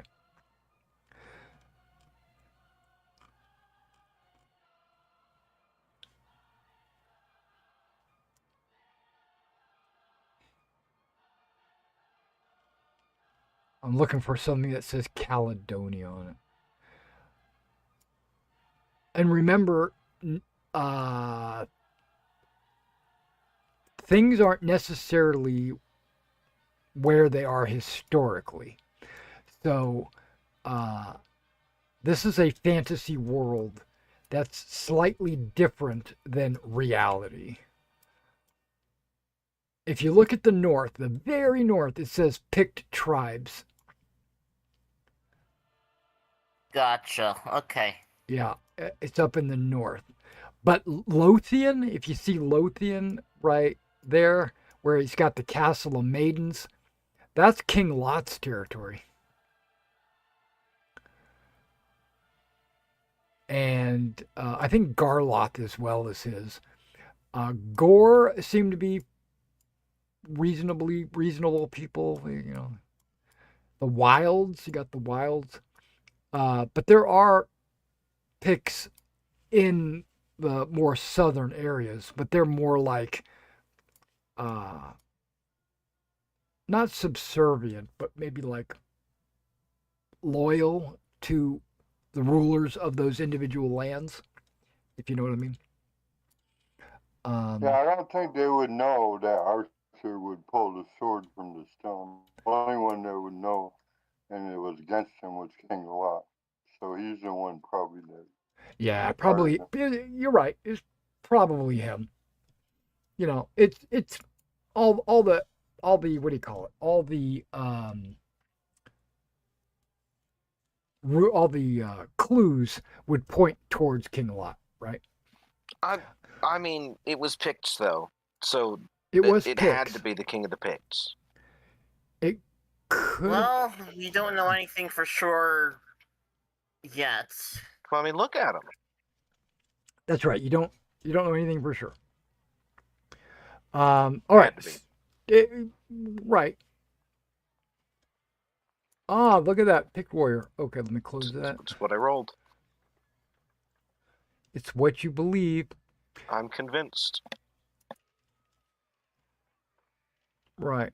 So There's more. There's more before we close out because we're getting close to the time. The tournament. Until Picts you in the can prove otherwise. Picts in the dark. Here we go. Major intrigue rolls. Okay, so the three of you that are not seriously wounded, right? You will continue to stand watch with the rest of the honor guard for 3 weeks, Oh, which tells me that um, it tells me that Sanson will get a chance to heal for 3 weeks in bed. Now, this Kyrgen will constantly visit you, so I'm going to make 3 rolls against an 18, okay? So that you don't fall into disrepair or whatever. So, luckily, that's a success. That's a success. critical. That is a critical. You are correct. And that's a success. So you get 12 hit points back if you have basically 4 times, right? Because the crit is double. So what's the So he's total? back to full? No. He gets 3 points back for every success, right? And you get Oh, in that case, double for the crit. he's like at 12. I'm thinking 12 hit points. what a wimp. Now, My healing rate is 4. Shogun, do you have a healing rate of 3? I do, yeah. Yeah, so that's right. You get 12 back. Let Get me on my con let me level. double check the crit to make sure it is double. I think it is. I'm constantly double checking myself because I'm not 100% super familiar. I'm on the right page. Let me blow this up so I can actually read it. Kyurgery roll every week. They roll on Sunday at noon. Okay, whatever. Critical.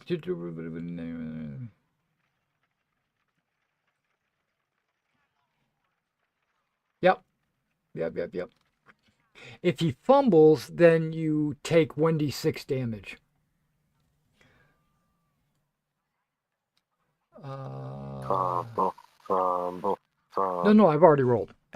So you get the 3 weeks plus 1 additional because of the crit. Okay, so you regain 12. Does that put you at over half hit points? Oh, let me see there. Yeah. Okay, so then your debilitation goes away. You're no longer debilitated. So now you can get up, you can fight, you can do everything you need to do. You're just short on hit points. Okay. I'm going to stay better until I'm healed. And so after 3 weeks, that's when Candlemas is. And to the people of Arthur, okay, this is a history, lore. To the people of Arthur's Britain, Candlemas remains an important religious holiday as it marks the end of Christmas. As the name implies, candles featured in great numbers during celebrations, with city guilds putting on candlelit parades through the darkened streets. So it's basically a celebration of the end of Christmas.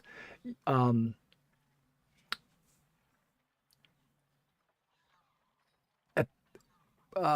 though it's like February 9th or something, whatever the something is, it's late.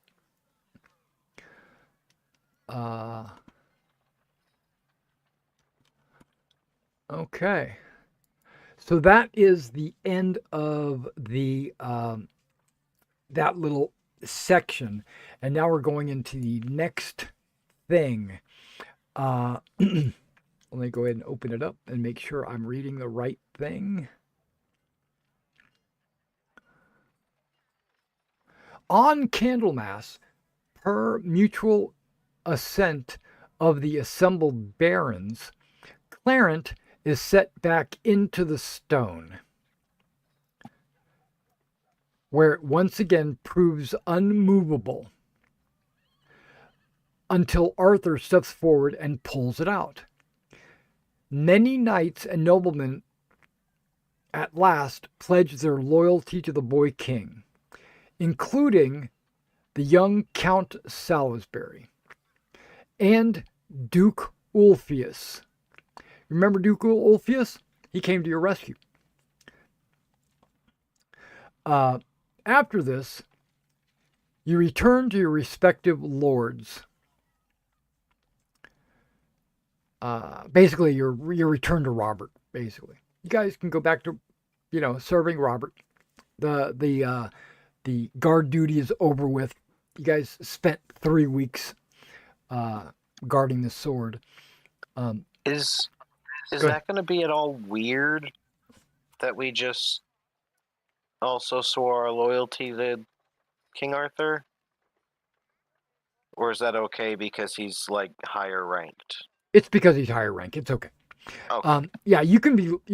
It would be weird to be. You could also, if it was another count. If it was another count, or it would be weird to swear fealty to another king at the same time. That kind of stuff. Yeah. Okay. Exactly. Yeah. Exactly. Okay. After this, you'll return to your respective lords.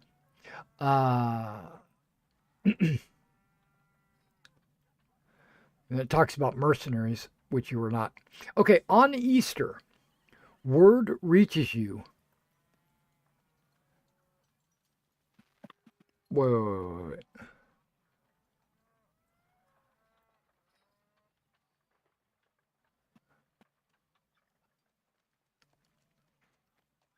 On Easter, word reaches you that Arthur once again pulled the sword from the stone, earning the pledges of more barons.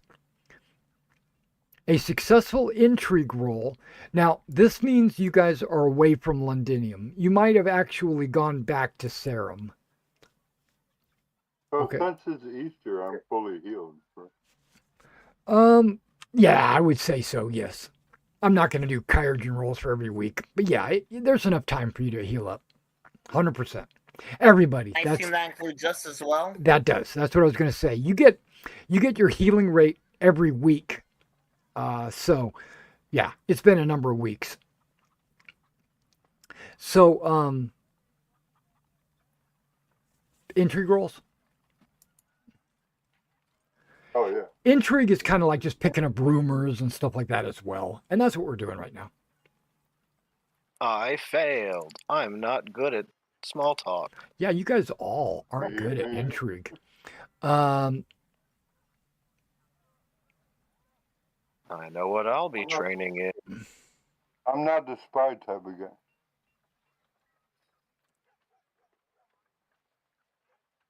Okay. So, you and Robert, you four, because Michael's going to be with you. You four return to Londinium with Sir Robert for Pentecost, one of the great Christian holy days.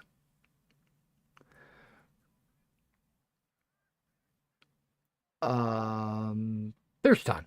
Arthur draws the sword one final time. Despite a few grumbling baronial holdouts, the citizens of Londinium are clamoring for a new king and brook no further delay. And so you are present for the crowning of King Arthur. Because even though he's like king elect or whatever, he was like going to be king, but he wasn't actually made king. It has to be, what do they call it? There's a word for it when the priest has to, or the bishop or whatever has to make it official. Coronated? Coronated might be a good word. But there's another word that I was thinking of. There's a word that applies to the priest. But either way, it's coronation exactly. Once he pulls the sword. You from, mean Officiated? no, it's not a you vision. mean a bishop? Yeah, there's a bishop. There's a word for it. It's a religious term, but we'll skip past that.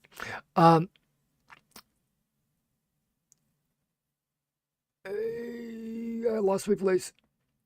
Okay, right. It takes place in the cathedral, filled with nobles, selected knights, prelates, and important Londoners. Great pomp and ceremony reign. Despite the rushed words to get it done, the Bishop of Londinium carries out the rite. So the Bishop of Londinium performs the rite. You, the players, are able to get a front row view of this proceeding, even being able to hear Arthur's voice in the words of the bishop. Basically, you guys are part of the inner circle at this time because he really appreciates your defense of the sword. You just cannot imagine how much he really appreciates that. The Bishop of Londinium says, "Will you solemnly promise and swear to govern the peoples of Longris and its tributaries and other territories according to their respective laws and customs?" And Arthur says, "I do so swear." The bishop says, "Will you use your power for the cause of law and justice in mercy to be executed in all your judgments?" And the king says, "I will." The bishop thereupon anoints the king with sacred oil from the time of Constantine the Great. He makes the sign of the cross on the King Arthur's forehead, hands, and feet. A special robe is placed over Arthur's shoulders when the crown of the King of Longris upon his head. Bishop says, "God crown you with this crown of glory and righteousness, and having the right faith and manifold fruit of good works, you may obtain the crown of an everlasting kingdom by the gift of him whose kingdom endures forever." To this, the assemblage, with heads bowed, says Amen. So basically, it seems like that's the end of the ceremony. But everyone here can make a religion Christian roll. So if you're pagan and you don't have Christian religion as a skill roll, you can't roll it. Stanton is gonna kneel down and says, "Long live the king." Success. Perfect. Failure. Okay. But Gwyneth, what is religious Christian? On a fumble or failure, everything seems fine. Success. The rites were not quite correct somehow. While a critical success realizes that the archbishop is the devil. No. You have a success and you're like, this doesn't seem right. But you don't know because you can't read. But yeah. It's not like I've seen coronations before. Exactly. And you didn't get a critical. But just remember, I'm going to give you a big clue. I hate to do it because I hate giving players stuff, but the bishop is not the senior religious representative in the country. There is such a thing as an archbishop. Okay, so the nobles come forward one by one and swear homage and fealty to the king. You merely observe this. If you don't already have loyalty king, you can pick it up.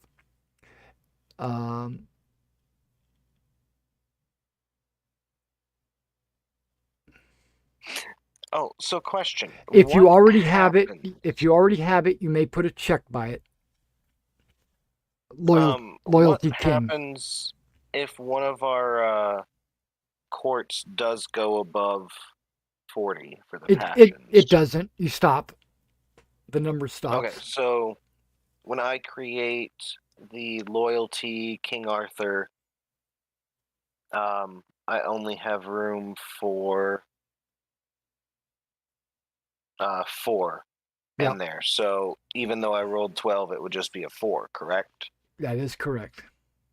Then I would just as soon not create that passion, Okay. right? Yeah. Okay. Yeah, that's fine. Because I've still got homage to him. Right. You're just not loyal to him. Okay. So, yeah, if you don't already have a check by loyalty, you can go ahead and click that. And at this point, you can make a recognize roll.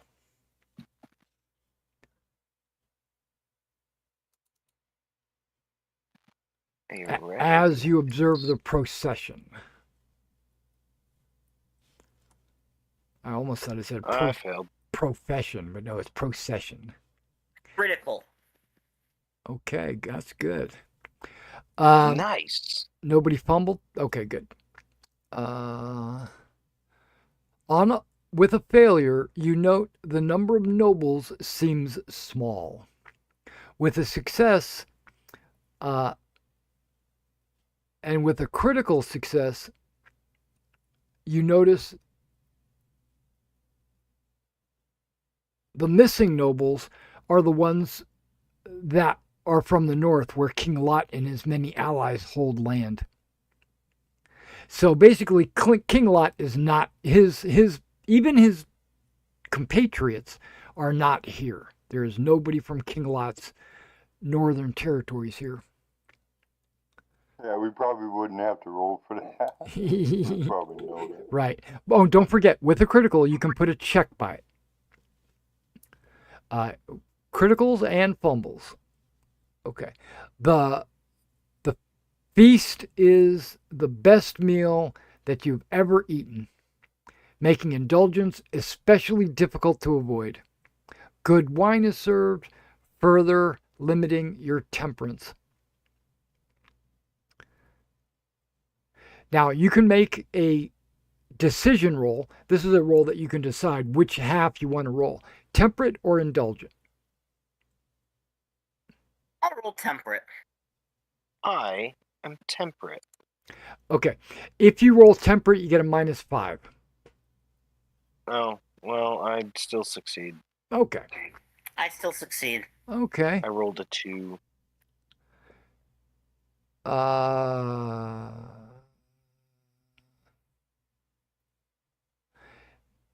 Success at temperate will resist.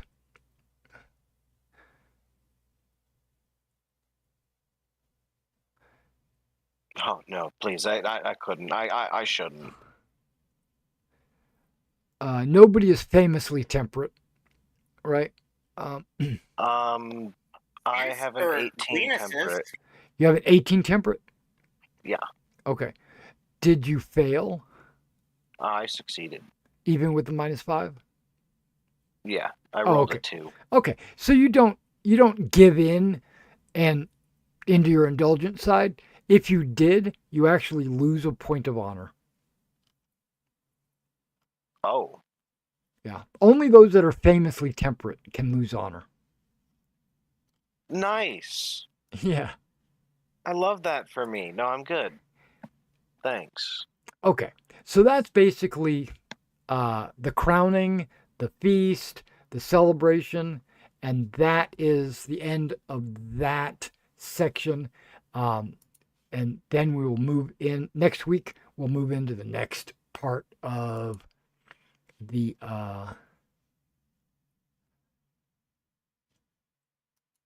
journey.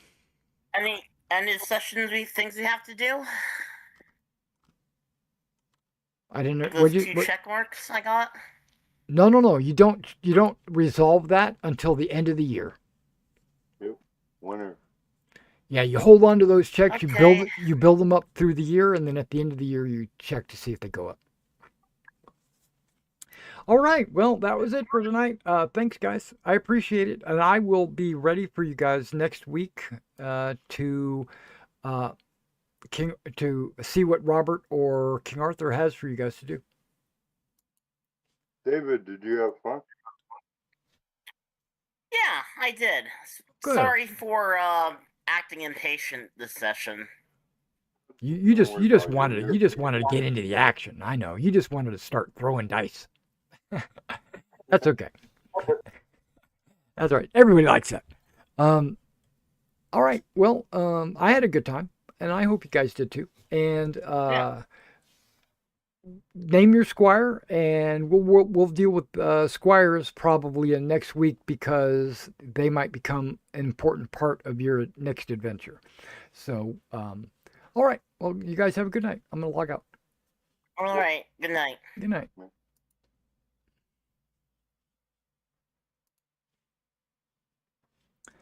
I'm not logging out of the stream. I'm going to click that and see if anything changes.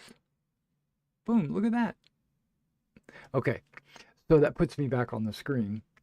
Yeah, the next half of the story, they don't know what it is yet. I have a little bit of an understanding. It's kind of it's mislabeled in the book, or I don't like the way the book has it chaptered out. This is directly from the starter set.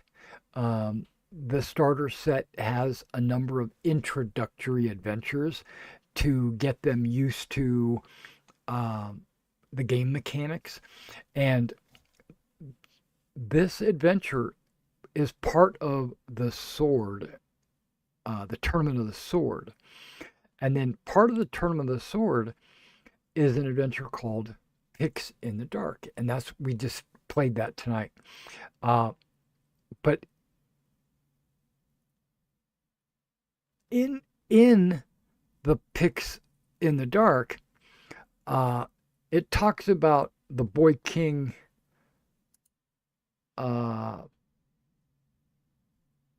defending his crown and the journey to making a journey somewhere else.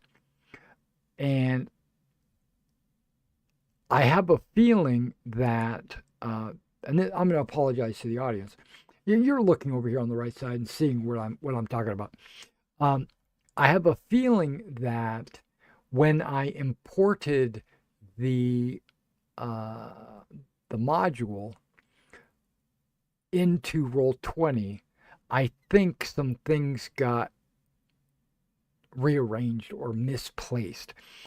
And I might have to go through and kind of correct this because I do not own a hard copy of the starter set.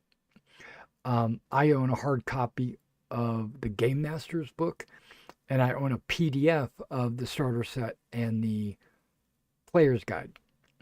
So now in Roll20, I put the player's guide, bought it on Roll20, and then I bought the starter set in Roll20.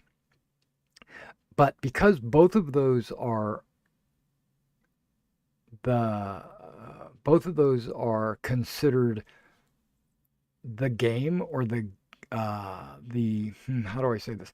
Both of them are considered the core book or whatever. You can't have two of them in one game. So you have to, but unless you use something called the transmogrifier. And so I was actually able to make two games, one with the starter set, one with the core book, and then I transmogrified them both into one. And I think when I did that, it rearranged some stuff.